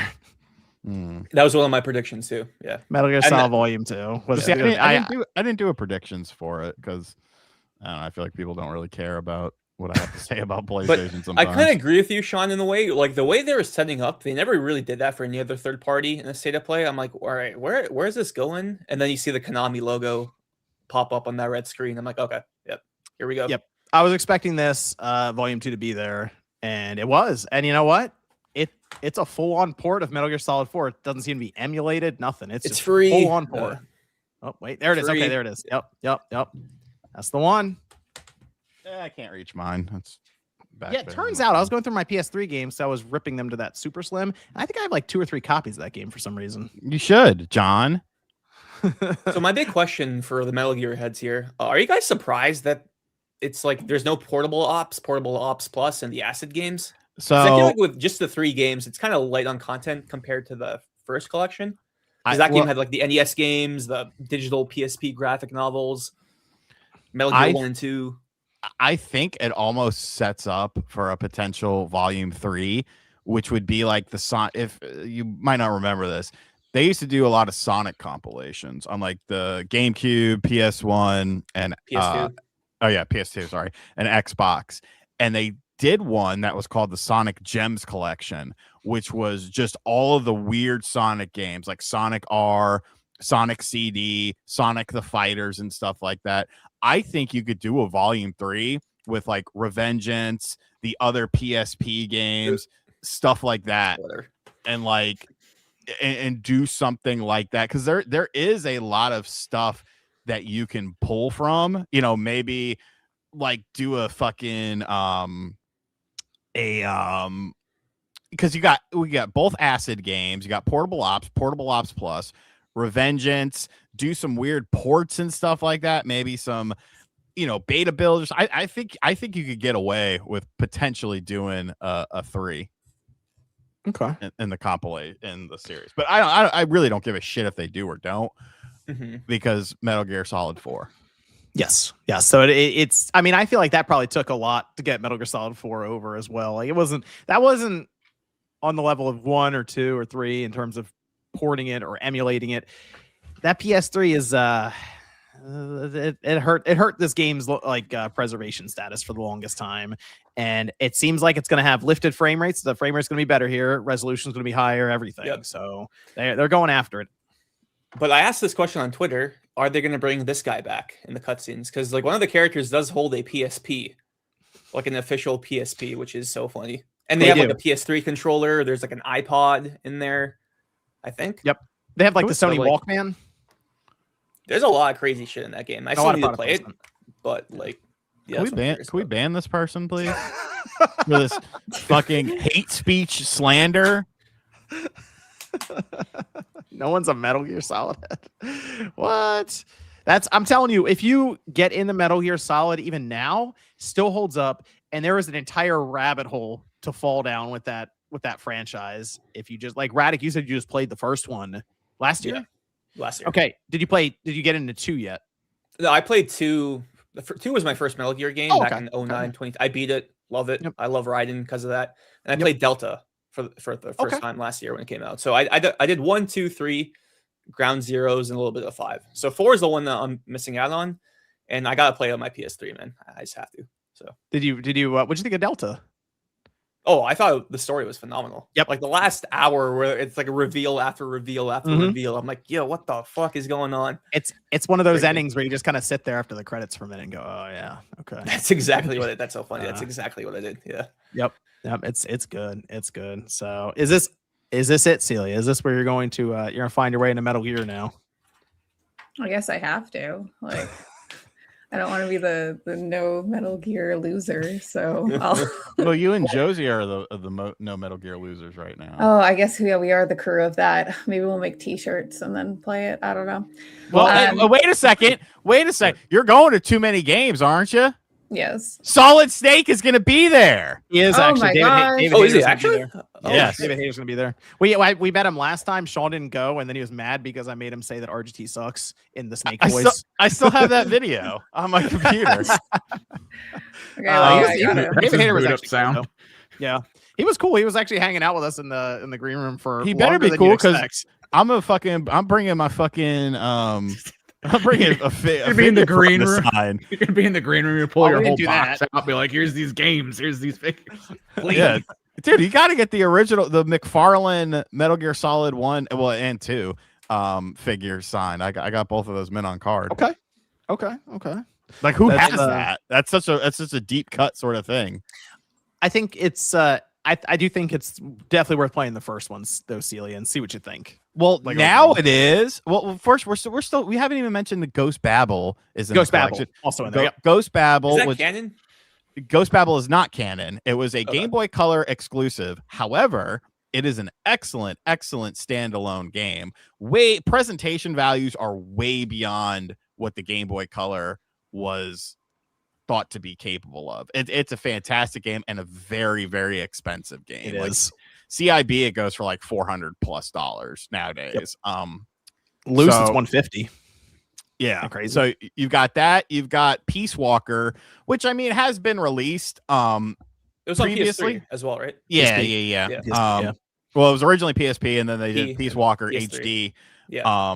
As well. I think I have Yep. that. I think I've that on the 360 actually. Yeah, so Jacato Extra on the chat mentions this as well. Do you think they bring back the Monster Hunter collab Ooh. missions as well? Because like I saw images of him like fighting a Rathlos and him with a Palico. I'm like, what the hell? This That's looks a good sick. question. That comes back to the licensing stuff again. I mean, it seems like they said it's the same one from the Xbox 360 collection. So the one that Blue Point did, right? Yes, they said it's Okay. the same one from that, which it also apparently will retain its online play. That's cool. So That's that's really it. People cool, are yeah. seeing that in the fine print that says that we'll still have the online. Not for PSP MGS4, won't. but for Peace Walker, right? God, Peace Walker, yeah. Dude, I would pay $70 to have Metal Gear Online back, dude. I used to run shit on there. It was so much fun. Just there is no game like it. No, it's when you very have all of these people and everyone is a soldier and you're playing a Snake and you're using the active camo system and they're like running around right behind you, and it's like that fucking the one level, John, where it's like the desert and then you have the buildings in the middle and you could go up in the buildings and stuff, dude. Just one would be like a scraggler and then you would take him out and then everyone would run up the building, but there was a window you could jump out and go down the side and hide on the side, dude. Just nothing like it. Nothing fucking like it. Didn't it get? I feel like people It got revived it, on right? on fan PC. servers? Yeah, fan servers are on PC. Yeah, but that's how much it stuck out to people is they wanted to revive Banned. yeah, so Celia, when you get a chance to try out the first one, they do have now a full update for the Volume 1 collection, as Sean showed in the video, where Metal Gear Solid. Yeah, right. Metal Gear Solid 1 got an entire resolution bump. It looks up-rendered, the whole thing. It looks much better now. Dude, it looks crazy good. Like, I mean, obviously, there's still restrictions with it, but like, I am very impressed with like how good this looks. Even like, if you do an internal resolution upscale, similar results, but very nice. And then if you buy the Switch version, because the Switch version for 2 and 3 was capped at 30 frames per second, which was a problem. If you play the Switch version on the Switch 2, it's now 60 frames per second. Nice. And then they also added, John, you have the collection on what, PS5? I have it on PS5, and I have, I think, 2. I picked up Metal Gear Solid 2 on the Switch just to check it out when it dropped. Did you check the 3 update with the HD visuals? Because on the Switch, like, or the Switch 2, I should say, I don't really notice a difference. Like it's still, it looks like Metal Gear Solid 3, but they kind of promoted like new HD filter. And I wonder if that was like not in there, because like I did a comparison and I didn't really notice that. But yeah, so buying it on the Switch 2 now is a complete recommendation. Plus you get like the Master Book stuff, you get the MSX games, you get the here's a funny story. I bought this 2+ years ago, and I sat it on the bench. Like my mom, when I bought this place, she bought me like a one of those benches that have like sneakers, has like 2 rows to put sneakers, and then you sit on the bench. I bought this 2 years ago, and I sat it on that bench, and I never took it downstairs because I felt like it honestly wasn't worthy. And last night I saw it on the bench, and I was like, you have come home. You are now allowed to be here. So it's if you just want to try Metal Gear Solid though, Celia, the first one is digital right now on sale for like $12 or $13. And they're doing the 4 is going to be $30, and Peace Walker is going to be $20. Oh, a la carte? Yeah, they got a la carte. Separate trophy lists. Both have their own platinum. Yep. They should then, yeah. They should. Yeah. Yep. I wonder if Ghost Babel is going to get its own platinum, because I know with Metal Gear 1 and 2, both games have their shared trophy list with a platinum, but you can't buy it a la carte. You have to buy the whole collection to get that. So I do think there's a good chance Ghost Babel will get its own platinum as well, which is pretty cool. Okay. I think shout out to Konami. I love the way they do it. What was that, Celia? Oh, no, I just think it's funny because I get peer pressured to play Metal Gear like all the time with my friends and Kevin. Because, like there's apparently one mechanic if you like on one of the games where if you change the clock, one of the characters. Yeah. Dead. That's like 3, all right? the little, all the little fun. Yeah, I'm literally being vague for anyways. Like there's a bunch of things like that. They're like, oh man, this crazy thing happens and you wouldn't have known. That's why, blah, blah, genius, blah, blah, blah.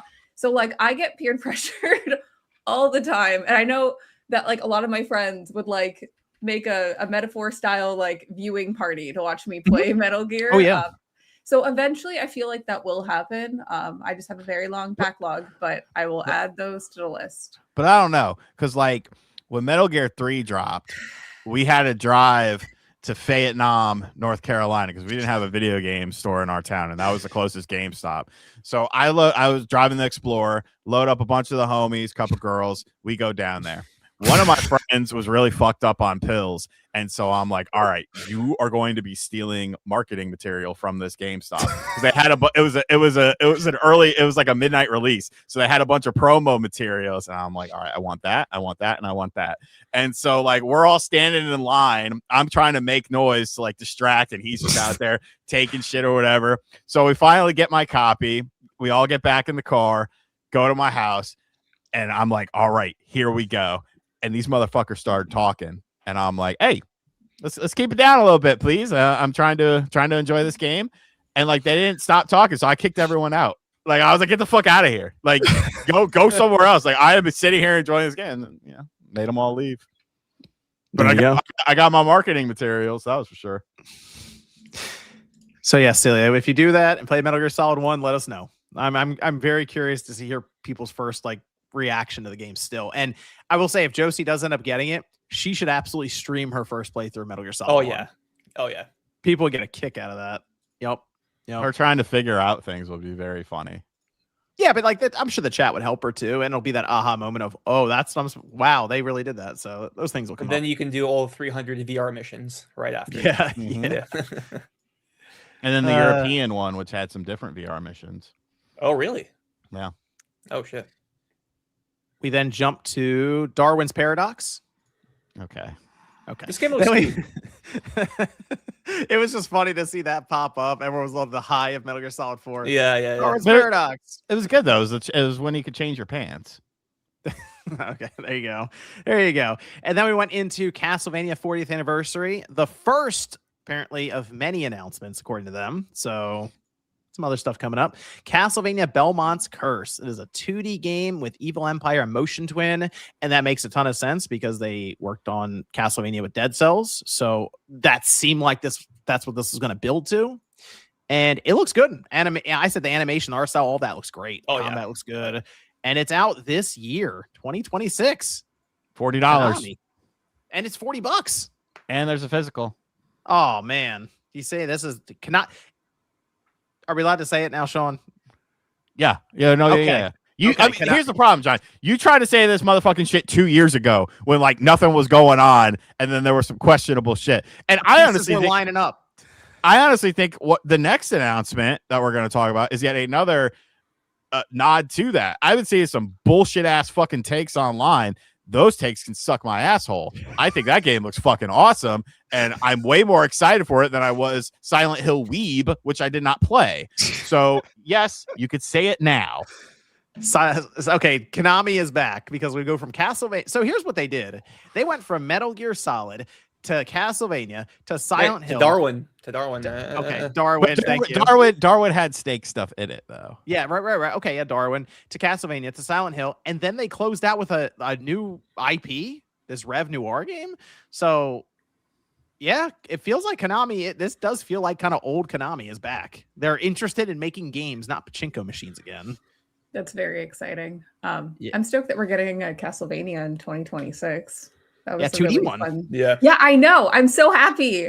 I like Castlevania. So I've been watching the cartoon on Netflix.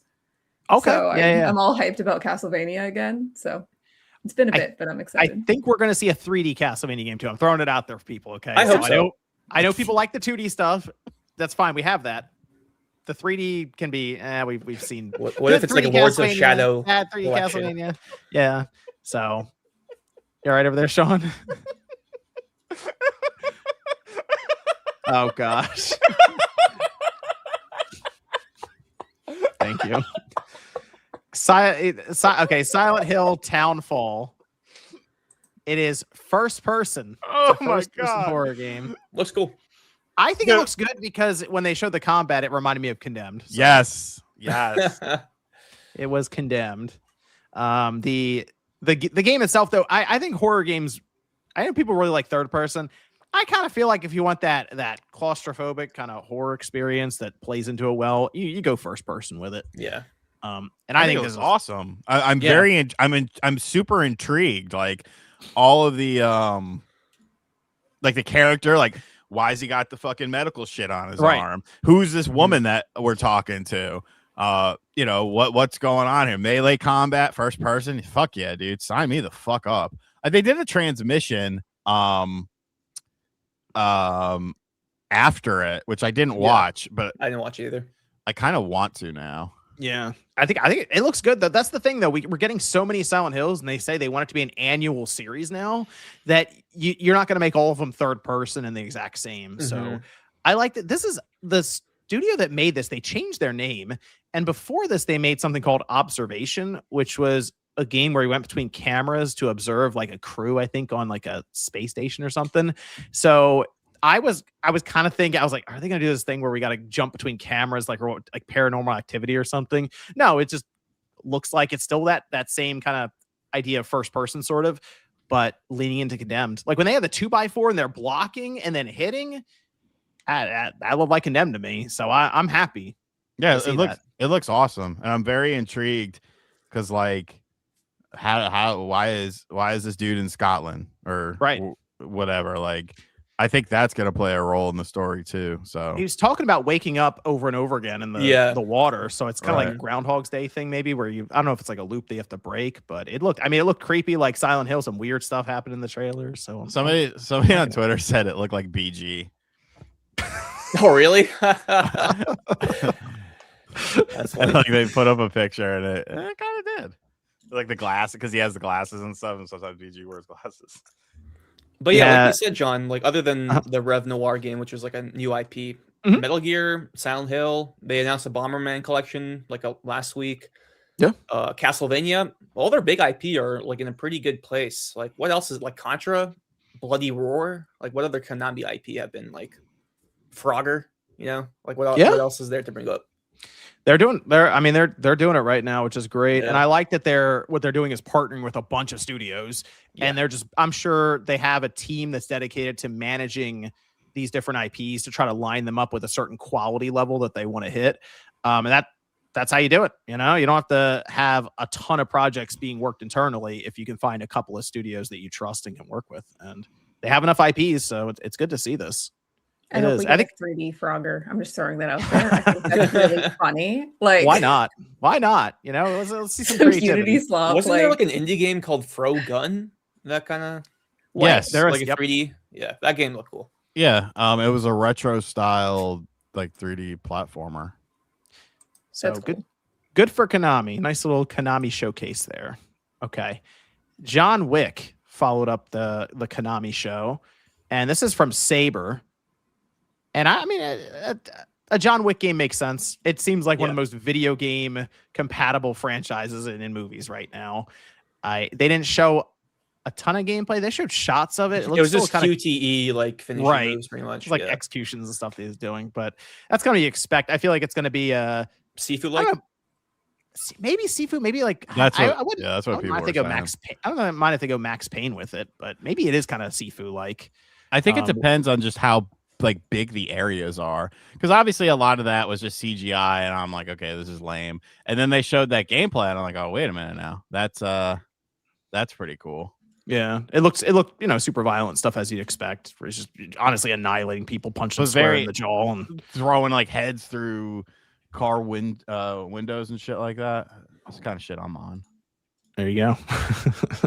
Marathon was up next. We have the weekend, the Server Slam. That's February 26th to March 2nd, and that's going to roll immediately into March 5th release. Mm-hmm. So once I saw the weapon charms with like Helldivers and Ghost of the UK, Death Stranding, I'm like, damn it, they got me.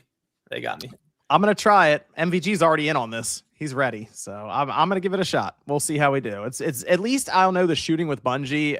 Very familiar with it. That should be at least good. It's just everything else around it with the extraction shooter. Can they pull it off? Yeah, I know the bar is in hell right now, but I don't think this is gonna be another Concord or Highguard. You know, no. I feel like this will have some legs. Yeah.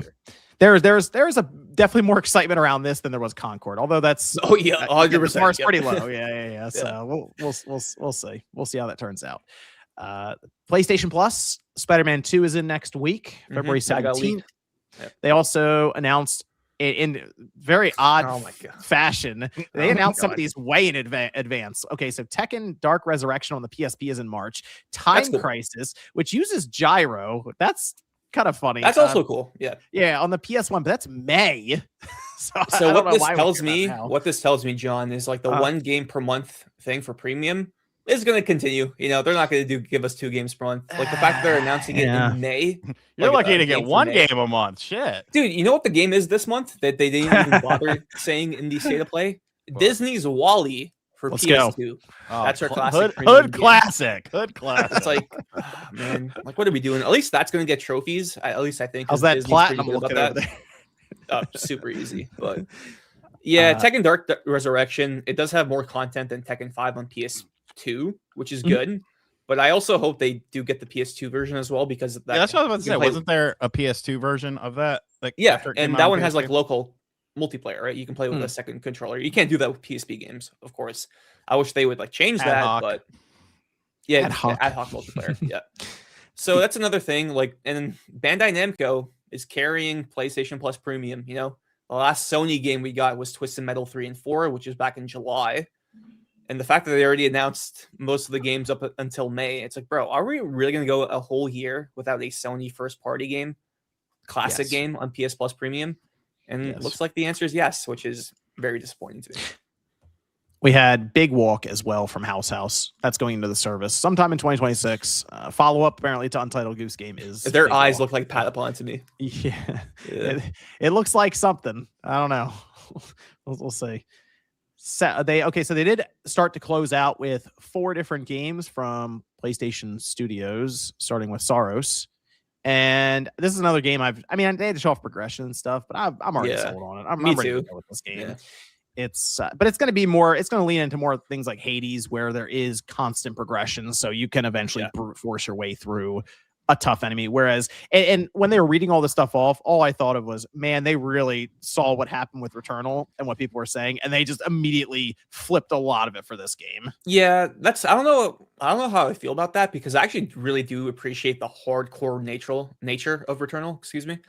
Especially like the beginning of the game, it's like very like a lot of people drop off within like the first 3 or 4 hours, but if you stick with it, I think it's like still one of the best PS5 games by far this generation.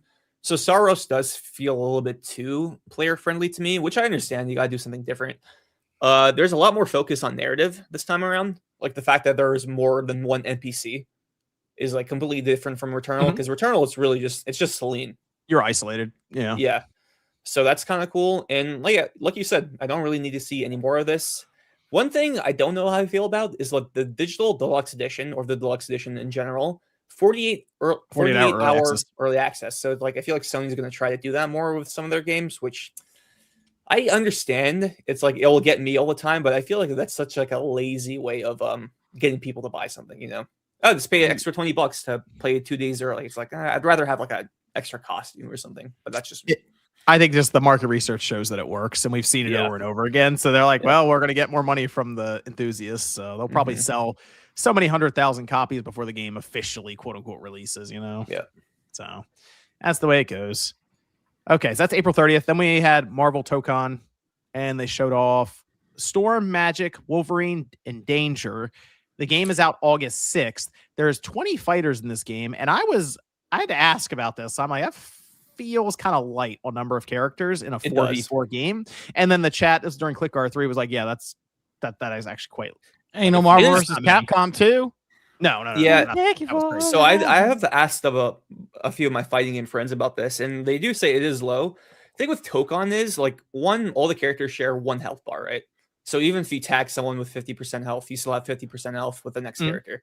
So it is like, and it does not incentivize, that's not the right word, but like you can play this game with only one character, or playing as like the match with only one character.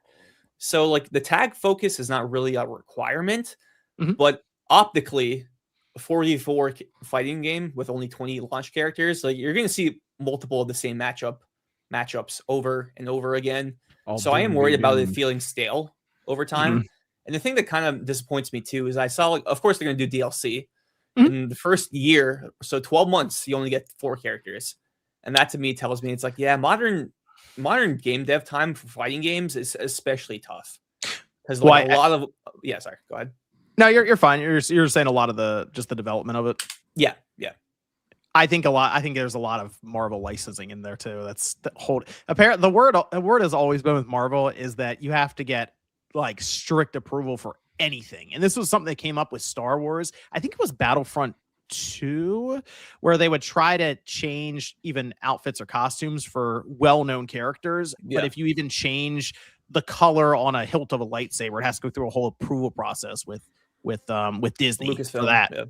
Yeah. So I'm thinking with Marvel, it's going to be a similar aspect. And on top of that, man, the money to do this, the licensing fees, it's got to be crazy after what we saw even with like Spider-Man. It's not going to be that. It's going to be a fraction. But a fraction of that is still a lot of money for individual characters that are being created alongside Marvel. And then they're also in collaboration with ArcSys, who gets money. And yeah. I hate to say it. I think it's going to be one of those situations where it's going to be several years, but eventually we get to a point where there's a decent amount of characters involved, but it's going to take until like 2029 or until we get like over 30 characters, which is like, come on, man. Like, and like one thing I did learn is like Arc System Works doesn't really do alternate costumes for like their previous fighting games, but this, like the last slide where you see like, oh, here's like the Spider-Man Insomniac suit, here's like Storm with a mohawk. So they are doing alternate costumes, which is good. I think this is $50, $60. I can't remember for sure, but the Ultimate Edition is like $100. It's like, all right, there we go. Does that come with like the first season involved? Yeah. First season plus a bunch of cosmetics for your like player avatar, shit like that. And one thing I do want to compliment it for, art style looks gorgeous. And 2, I kind of like how they're focusing on more obscure cuts. Like I've heard of Magic before, not really. Like after Marvel Rivals, she really blew up in popularity. But this Danger character, I'm like, who the fuck is Danger? Yeah, I was looking at that. Like, I don't know. But I like that. Fighting games always need to have like the weird character. So that's cool. Then we went into the closeout. God of War Trilogy Remake is real. It is a thing. And they're bringing back the original voice actor. The GOAT. Original Kratos. The GOAT. Dude, I couldn't believe it. That was a fun reveal because I don't think anyone was expecting that. I think most people thought, okay, Sony Santa Monica, they're going to close out with the 2D God of War game. Yeah. Makes sense. Okay, cool. But it immediately goes into God of War 1, 2, 3, and then it's a trilogy remake. And then TC Carson is there. And it's like, whoa, I don't really know what even to take away from it because at first I thought, oh, they're remaking each one. I think this is just one game. I don't know, man. So like when you say one game, do you mean like when I boot up God of War Trilogy Remake and the menu shows up, is it gonna be like God of War 1 as an option, God of War 2 as an option, or are you saying they're gonna combine everything into one game? I think this is the reverse Final Fantasy VII remake situation. I think they're gonna take 3 games and mash it into one. I don't know. I don't know. That would be crazy. Because like I was imagining it like you would be able just to boot up and choose, kind of like how like the Crash Insane Spyro trilogy. Yeah, or like the Spyro trilogy, like where it was like you just pick, whatever. I don't know. I think you're wrong on this one, John. Because that would be just too crazy, right? Too much work too. They're gonna do all 3, think so. You start it up as gonna be a menu of like the 3 God of Wars. Yeah, Only one platinum, of course. Right. I was thinking they would take this as a way to rewrite parts of it too, and set God of War into a new direction. Because with 2018 and Ragnarok, I don't know. I'm kind of thinking this is gonna be a situation where people are expecting one thing and then they get something else. I don't know, because like one thing I am confident about, and I could be wrong about this, but like I'm 99% confident. One, they're not changing the camera style. Like it's going to be like an isometric. Oh yeah, no, I think it's camera. They're not changing that. They're not touching that. Because if they have to shift it to the over the shoulder, this game's going to come out in like 2032, 2033, something like that. So yeah, that's not happening. 2, and I can't believe people are still like, I feel like a lot of grifters are using this as a talking point because they're going to remove it, guys. They're not removing the sex QTE minigames. They're not going to remove it. Like they're going to make it nastier. Yeah, probably. Like first of all, those minigames are so tame. Yeah, like, the camera pans away and you see like a pot that's like falls off. It's they're not changing that. This game is still gonna be as gory as the originals, as like sexy as the originals in some of the scenes. So I think people are kind of going a little bit overboard with that, like concern trolling. I think there's also I was a little surprised that some people were pushing back on this because this is that we have Sony do remakes that don't make sense, like what we saw with Horizon Zero Dawn or that Until Dawn, or I even say Last of Us Part 1, just from the amount of time from release to then for that remake. But this one makes a ton of sense because God of War came out 20 years ago. Yep. It's like, of course you want to, and those were PS2 games. Then of course God of War 3 on the PS3, which still looks very good. That can you imagine some of those remastered? Yeah, but can you imagine some of those boss fights now with the technology they have, and because it went to PS4 and they, the Chronos fight, resolution's better, frame rate's better. Yeah, I'm picturing some pretty wild looking stuff for this remake on 3. But if you're gonna do 1 and 2, you may as well go do 3 then as well. Yeah. So I get all that. That makes sense to me. This is something that a lot of people were really excited for because it makes sense for them to do it. Yep. So why not? Yep. 2 things. One, I have to say this. I am kind of sad, like Ghosts of Sparta, Chains of Olympus, and Ascension aren't going to get the remake treatments as well, because I really do like those games. Like Ghosts of Sparta especially might be my favorite. Not yet. That's a good point, because like I'll get to that later when we talk about the 2.5D game. Who do you think's making it? Because I don't know if it's going to be in-house. I feel like they need like another developer. I think it's probably going to be John, Game Developer of the Year, Alana Pierce, right? I'm thinking it's going to be Blue Point maybe helping out. I hope so. That's what they should have been doing like years ago. I think it's Sony Santa Monica is going to be working on it a lot too, though, because with my theory, they would have to be doing most of the work because they would be rewriting parts and putting it as one game. That for my theory to hold up. I think what we're seeing right now, again, from my angle, is this: they're just giving us a temporary title, and then we're gonna get a new one, and it's all the stuff mashed together. But hey, if it's 3 of them, then they probably would work with Blue Point as more of a complementary role. Yeah, I think that And- this is going to be a Blue Point style remake. And what I mean by that is like mechanically the same game, some quality of life features, maybe like a proper like checkpoint or saving, like more save slots. Because I think the original God of War only has like 4 save slots, something like that. Yeah, I don't think it's going to be like a Resident Evil 2 reimagining remake where it's like over the shoulder, all that. So I'm still kind of shocked about this. Like I never thought this was what happened. You know, like this was never always a dream of mine, but the fact that it's a reality, pretty exciting. And then the real closeout was indeed a 2D God of War game, Sons of Sparta, and they shadow dropped it. They tried to play it up like it was coming out in 2026, and they blew up the year and then available today. And it released at $30. So they were pretty upfront about it not being like his big budget over the top style game at $70 or something. So $30. I did pick it up. You picked it up, Radic. Yeah. How far are you? I think I'm like 4 hours in. Okay. That's it. I'm like 10. Max Yeah. beat it. Dreamcast stayed up all night. Beat it. You Well, should've so done was- that. Are you serious? I did he think- actually beat it? He said he did. What? Dude, like I'm Stayed up- surprised how big this game is. Like I Yeah, thought this was only going to be like 8 or 9 hours. Like I'm 10 hours in. I'm still like I feel like I barely scratched the surface. Are you Yeah, guys it- liking it?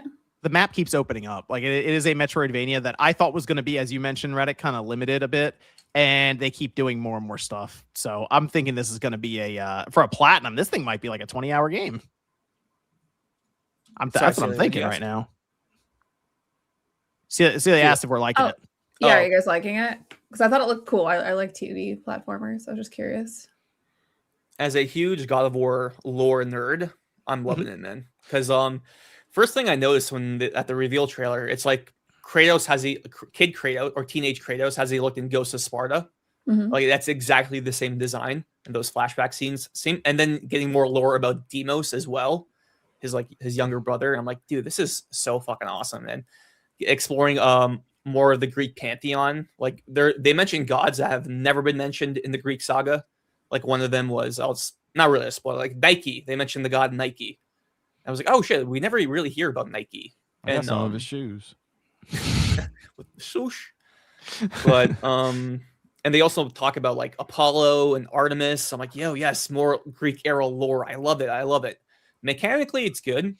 At the beginning, I thought it was like a little too simple, but then you're constantly not only unlocking new skills offensively, you're unlocking new defensive skills. Once you get new magic spells, you can unlock those, and then you can upgrade those, so you can have like even more powerful versions of the magic spells, like pressing L2 or square or L2 and triangle. Yeah, I'm just really impressed. I really like the performance of young Kratos. I think I was kind of worried about how they were going to characterize Kratos as like a teenage Kratos, but it makes total sense. He's so cool. I saw on Twitter that I was like, this guy sounds familiar. It's like, oh yeah, he's the actor who plays Pit in Smash Brothers or Kid Icarus. Oh. No, yeah. It's like this. It's the same guy. So That's cool. I'm loving it. Yeah. They have it set up kind of as a story as well. So TC Carson's narrating, and it's kind of just being told in this almost like it's happened. It's past it. Like he's just explaining it as you're going. Yeah, he's explaining it to Calliope. Yeah. Yeah. So that part's pretty cool too, the way they have it. Because occasionally he'll just be going through, and you're obviously getting a story beat, and he'll chime in and start telling the story as it's going, which is cool. The only thing with this game that again, you see people's reactions online. It does look a bit bland, would be the description I'd give it. I think if they had a little more style, it would I think jump off the page to more people. But mechanically, you're right, Radic. It is very sound, and the game itself, I'd say, is even good. The thing that was weird to me is, did you notice that they're like, oh yeah, use triangle to go through floors. You can change that in the menu. Yeah, I just thought it was interesting. It's like, oh, they have an action button for like attaching to ladders or falling through floors. And usually it's jump, right? Whatever jump is, you hold down and you press jump and you'll fall through the floor. But they decided to do something a little different there with Did you change triangle. it back to the way you like it in the menu? Or? I just left it that way. I'm like, that's how they want to be played. I'll go with that and see how it is. And but you're right, they do have different combos. You go through an entire skill tree for offense and defense, and it's mostly works into the idea of if you dodge, you can then press forward and square, and you'll do different combos. And it's ways to really be able to get out of the way of an attack, but then hit right back against the enemy. Some of the boss battles early on are going to feel very, very basic to people, to where you just kind of mash square a bunch of times and occasionally dodge, and then they have a little life bar that'll tick down as you go. But then you'll occasionally get some much larger bosses that do at least have phases. And yes. Yeah. And they'll do different things in those phases that it's not as simple, like they're flying or they're sinking into the floor or whatever. So I like what I'm seeing at this time, and I'm seeing all the stuff when you're going through that you can't get to yet, and I'm just assuming, okay, there's something I'm going to unlock here in a bit that I come back to and collect. So there's a lot of collectibles. I honestly, after so many hours, I have 4 trophies, and I'm like, man. Yeah, okay. I noticed that too. I was like 8-9 hours in. I'm like, I still only have like 4 trophies. And then I pop the 5th one, and then you see like one of the trophies, like 34% of players have this. And the next one right after that, like a story moment, it's like 1% of players have that. It's like, okay, so it's like a lot of. This game is big, man. This game is way bigger than I expected. I think if people are just 2D Metroidvania fans, I think it's a good 2D Metroidvania game. Really. Yeah, for so sure. There is a lot of story though and lore as well for God of War fans. So if you're someone who's really into the lore, you probably want to play this game. Oh yeah, you'll be all over this game for sure. Like, especially even something as simple as using the spear, which is like the arms of Sparta were my favorite weapon in Ghost of Sparta. Jeff is not he was not happy with this game. I saw that going around on social media. But he couldn't figure out that you gotta shoot a block in Metroid. Dude, I figured that shit out in like 30 seconds. Like, you never had to do this in a Metroid game before. Are you sure about that? No destruction in a Metroid game to get somewhere different? Like, come on, bro. Like, I think it's a good game. So I think it's a good Metroidvania game. So if somebody out there is like, I want to play a new one, that's a good one. That's a good one. The art style is interesting. I think it looks better in person as opposed to what they showed. Oh yeah, for sure.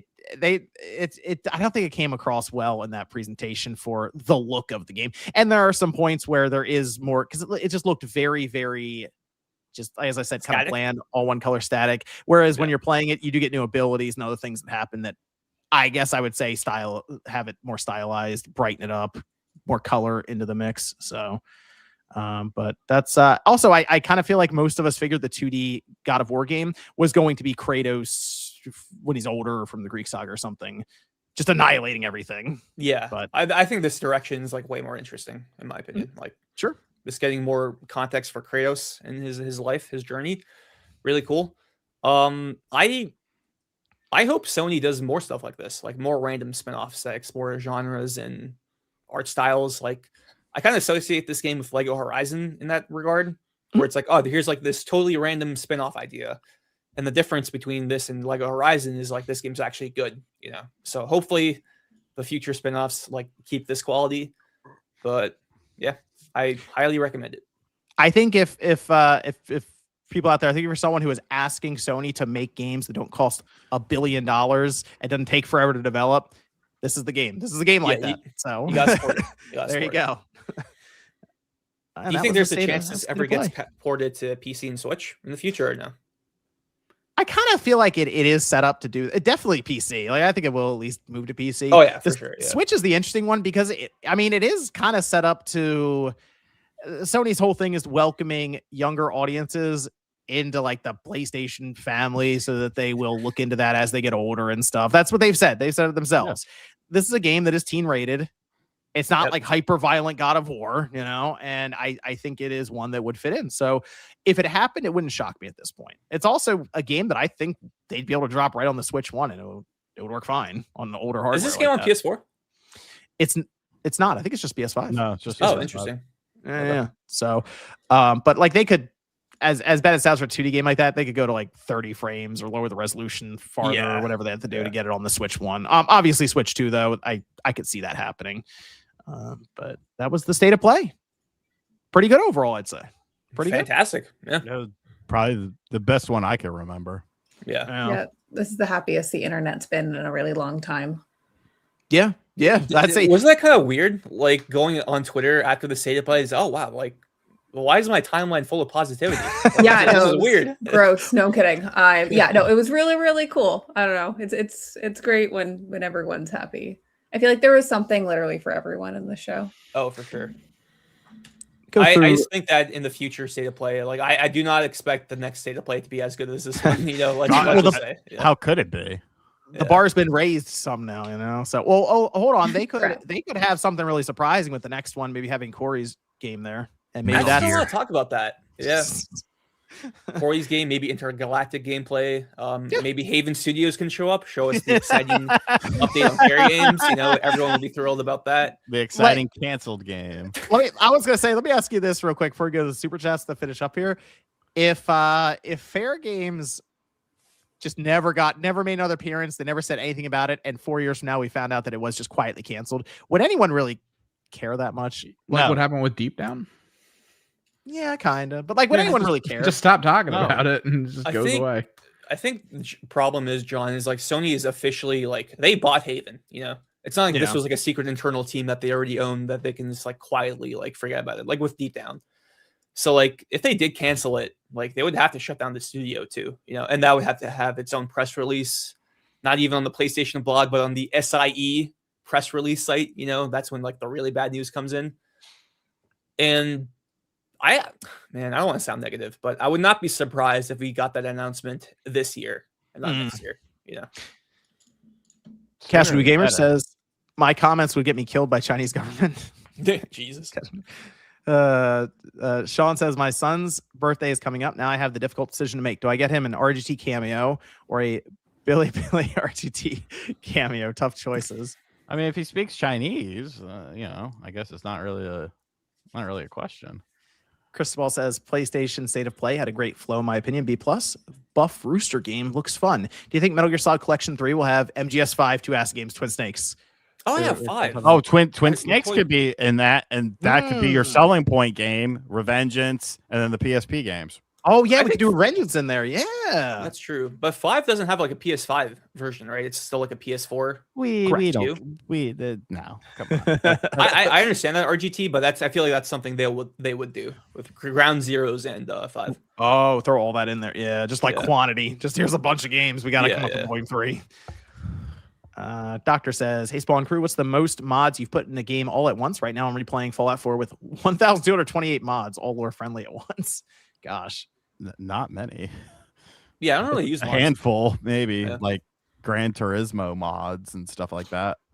Back in the day, we used to like for Doom or whatever, you'd hit the little tilde key and you type everything in, and you could load up like 20 of them all at once without any issue. But for mods, there was that Star Wars mod that I kept looking at for Starfield, and it looked really cool, but it was 80 gigabytes or something crazy. Jesus Christ. Yeah, it looks awesome, but it seems like a lot to get that going. Maybe that'll be the one where I load a bunch of mods just through that.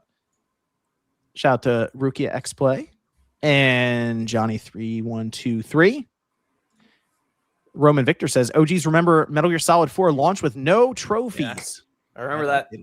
I remember people were pissed that like the trophies won't like retroactively unlock after the trophy patch. So people like 100% of the game and got no trophies.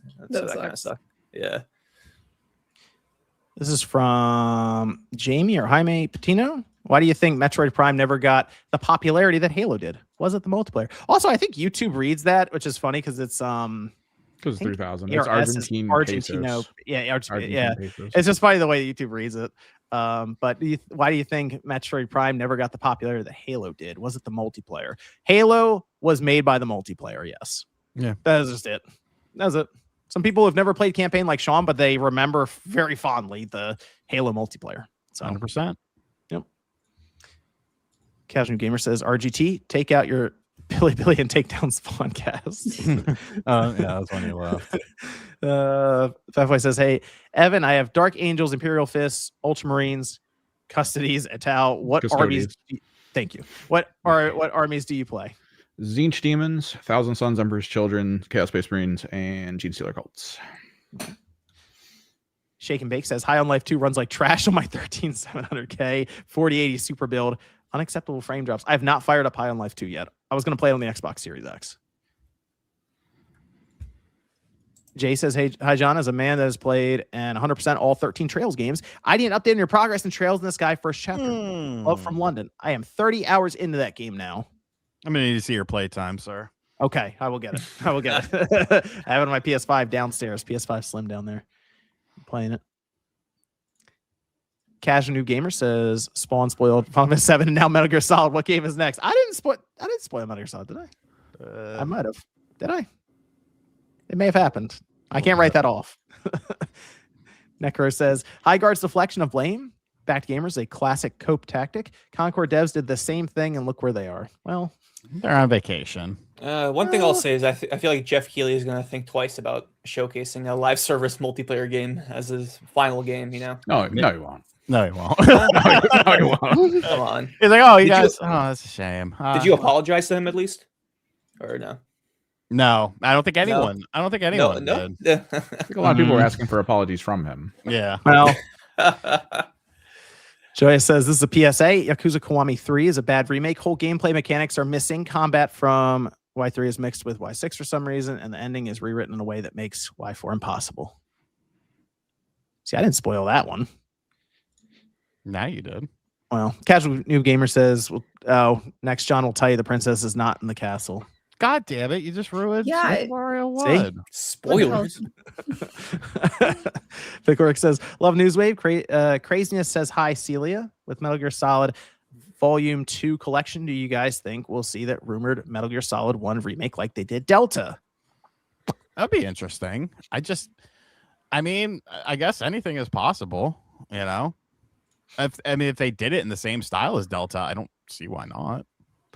Walrus says, y'all got to check out Romeo's Dead Man, sleeper hit that I hope doesn't get overlooked. Love the show. I will play it eventually because now it loads past the part that was crashing. I will get to it. It was trying so hard to keep you from playing it. I know. It really was. It really was. Kevin says, whatever happened to Little Devil Inside? That I know is a wild. That is a wild story. Yeah.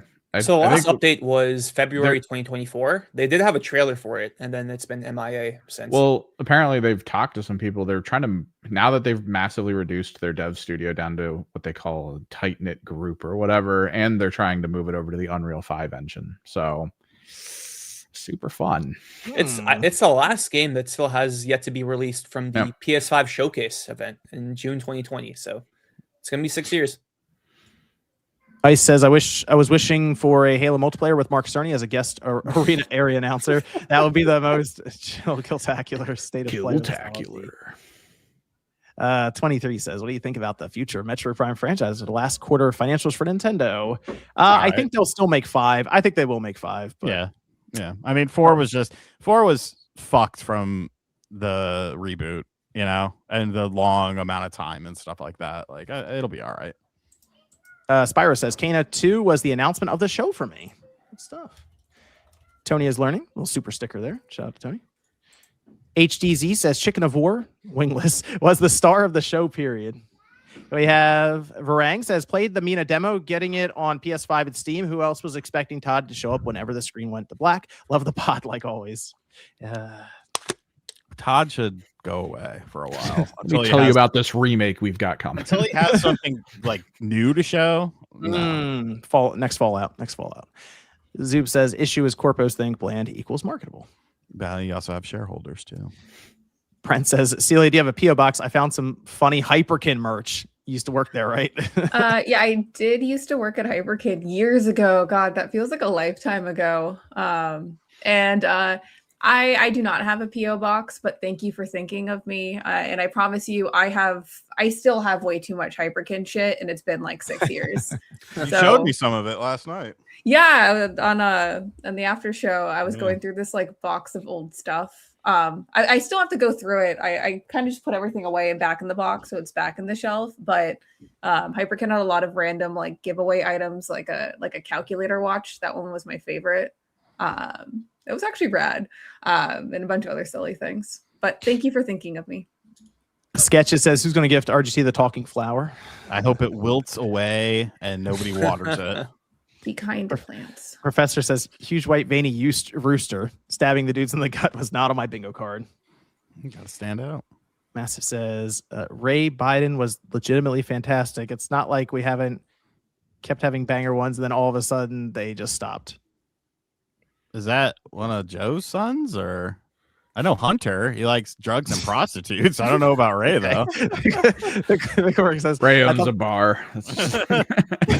I'd love to see a modern take on Lemmings. Oh my god, deep cut. Dude, me too, man. When they were setting up the Rayman announcement, I thought, they're gonna announce a new Lemmings. They're like, no, it was Rayman. That would be wild. I would love to be a fly on the wall with that like pitch meeting. Yeah. Kay Mouton says, good show, guys. Agree with RGT on the toxic positivity stuff. That's why I look forward to Marathon, since they've been doing actual real playtests this past year and have seen real improvements. Yeah, I heard they were actually listening to people, listening to the community who was like, this part's not good. That seems like they're working on it. I mean, it works for Square Enix when they do those fucking tests for their games, and then that's true. Then they change shit up like they did with Adventures of Elliot. Yep, they did. They went through like 2 demos with Octopath. I remember that. Yeah. That was the whole thing. Casual Noob says, only playing on easy will make you a casual noob gamer. Right. Kanai says, I wouldn't mind a new Plants vs. Zombies Garden Warfare releases or a version of Garden Warfare 2. Yes. Dude, that first game was so fire, dude. Oh, I love that first game. I love Plants vs. Zombies, like the whole franchise. I went through a very unhealthy addiction to it. So like, give me more. Wayne says, hopefully I could play as a black chicken. Looks cool. Casual Noob Gamer says, Mina is day one buy. Would love a physical edition. I too would love to have a physical edition because I know people keep on tweeting at me. They're like, no key cards, physical only. And I'm like, oh, I would love that to happen. But let's get the game out first. Let me get you a release date and then the game out. And once the game succeeds wonderfully, then I can get a physical, no key cards. But it's up to how the game's received. Chikado says, Metal Gear Solid Peace Walker re-release is going to be fun since it's the only mainline Metal Gear Solid with 2 to 4 players co-op and Monster Hunter-like bosses. Also, literal Monster Hunter crossover bosses are advertised back in the day. Yeah, I hope that returns. That content looks really cool. Cash Gear says, RGC doesn't watch Yucky Johnny, watches quality DSP. What? Hey. Dude, did you see the latest thing going on? Dude, now what?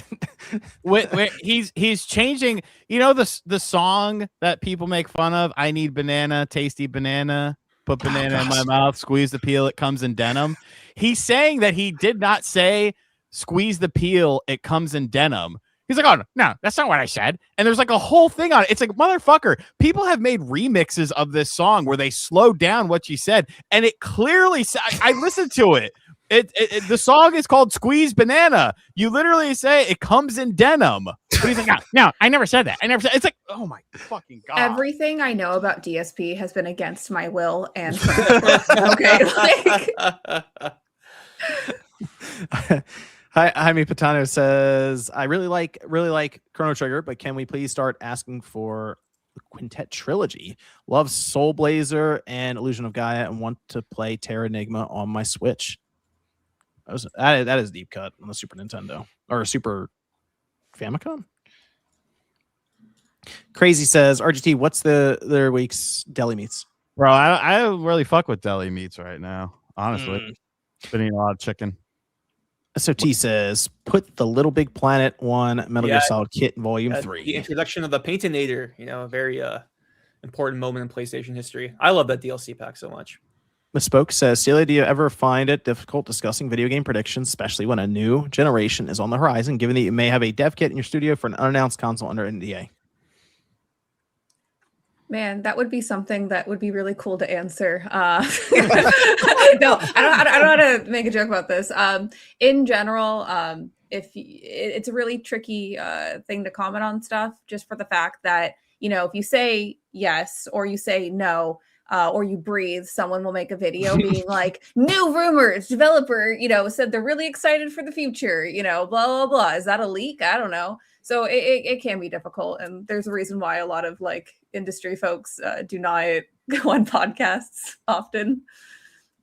Well, guys, today we have a bevy of news involving Yacht Club games. Dude, no, legitimately. I remember it was a Spawncast episode a long time ago. But Yacht Club Games was already announced to be in Summer Game Fest, And I said, yeah, it'll be real cool. And then it made it on it was Reddit gaming leaks or whatever. Gaming leaks and rumors. Yeah. And it was like, employee from Yacht Club Games says something really big and cool is gonna happen. I'm like, shit, man. Like I just said it was cool. And we already said we were there. It wasn't a leak. I don't know. So it can be difficult at times. Casual New Gamer says RGT story time or RGT statute of limitations time. I mean, I check, certain things you can talk about, certain things you can't. Dude, Sean. BFit says hello from a cold, wet, and windy Ireland. RGT Geist is good. I'm on board. See? I'm telling you. Spoke says, anyone notice that Crimson Moon is being developed by Probably Monsters? Yep, The company that used to own Firewalk and Concord. RGT is a closet Concord lover confirmed. You can't necessarily judge on the past. Give them another chance. This is Casual Gamer says, don't sleep on Darwin Paradox. That Octo is a mascot. That game does look really cool. Yeah. Roberto says, Konami needs to bring back DDR to consoles. I'd be for that. That'd be fun. Thank you. Okay, so I have 2 metal pads like in my my den area. Yeah, we're very serious about DDR in my house. Like I was considering buying like a refurbished like DDR Extreme 2 cab, but they're like $10,000 starting, and that's not even counting the repairs that you have to do and like all that stuff.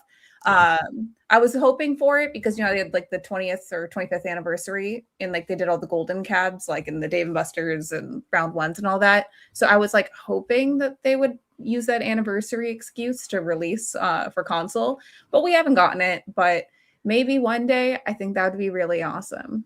I mean, if you don't have it, you can just get a Raspberry Pi Step Mania box, just hook it up to it. Yeah, but there's a DDR Mario game, right? Or am I making that yes? up? Yes, there is. That would be a great addition to NSO. Like that would actually be awesome. Just not release the controller for it at all. Just have it. You can use the controller. You can use the controller. Can you use the GameCube controller for that? I know with DDR on the PS1, you could just use the controller and press the buttons. I think. Yeah, you can. There's people that are really, really good at the controller version of DDR. There's leagues. Like it's really crazy. I'm very into the DDR scene. Later Storm says, I hope the God of War trilogy remake keeps the same gameplay. I think it probably will. Yeah. Pickle Rick says, you think we'll get a remaster of the Blood Omens? Oh, I would love that, but I kind of doubt it because I feel like they did this with Defiance as well, so nothing's impossible. But Blood Omen 1 and 2 are on the Classics catalog for PS5. But Blood Omen 1 was a really cool game, and I would love to for that game to have like a proper AAA remake because I think Kain is like awesome. So yeah. TJ says, I was excited for the Rayman remaster, so I bought it on PS5 before I realized they replaced the soundtrack with a bad one. The real problem is that they say the PS1 is the definitive edition. It's the Jaguar version. The Jaguar, it was why you bought a Jaguar, to play that in Alien versus Predator. I don't like the glazing for a later release. Oh, this is the definitive version. No, the definitive version is the game that set the standard. RGT's cheeks say State of Play Moon P5. Great game. I like the little sunglasses. That profile, that profile cracks me up, dude. Dude, there's someone that has a picture where they're like kissing a picture of me, and they like to donate. What? It's getting crazy out here, man. It's a Broshi new member. Shout out. Cool Rip says, is KOTOR remake canceled? Probably. That sucks. It is not canceled. It is in development. But you're probably still a year off from seeing it. So. They're remaking the second one too, or is that like a rumor? It sounds like they're doing both, yes, but they're going to start with the first one. Yep. Cool Rip says, I hope they give the chicken a bat, so it's Chicken Little on steroids. We have a couple more here, but we can start going around here and do some outros as we go. Let's start with Celia. Where can everyone find you? I do a podcast with Sean and Josie and sometimes Nate. He showed up in chat yesterday, so that's cool. He's live. And that is called Game and Talk. And it's real fun. I sometimes stream on there as well. I'll be streaming tomorrow. As long as I'm not too exhausted. And then besides that, you can find me on Twitter and on Instagram. On Twitter, I'm Celia B with 3 E's. And on Instagram, I'm Kosher Gamer.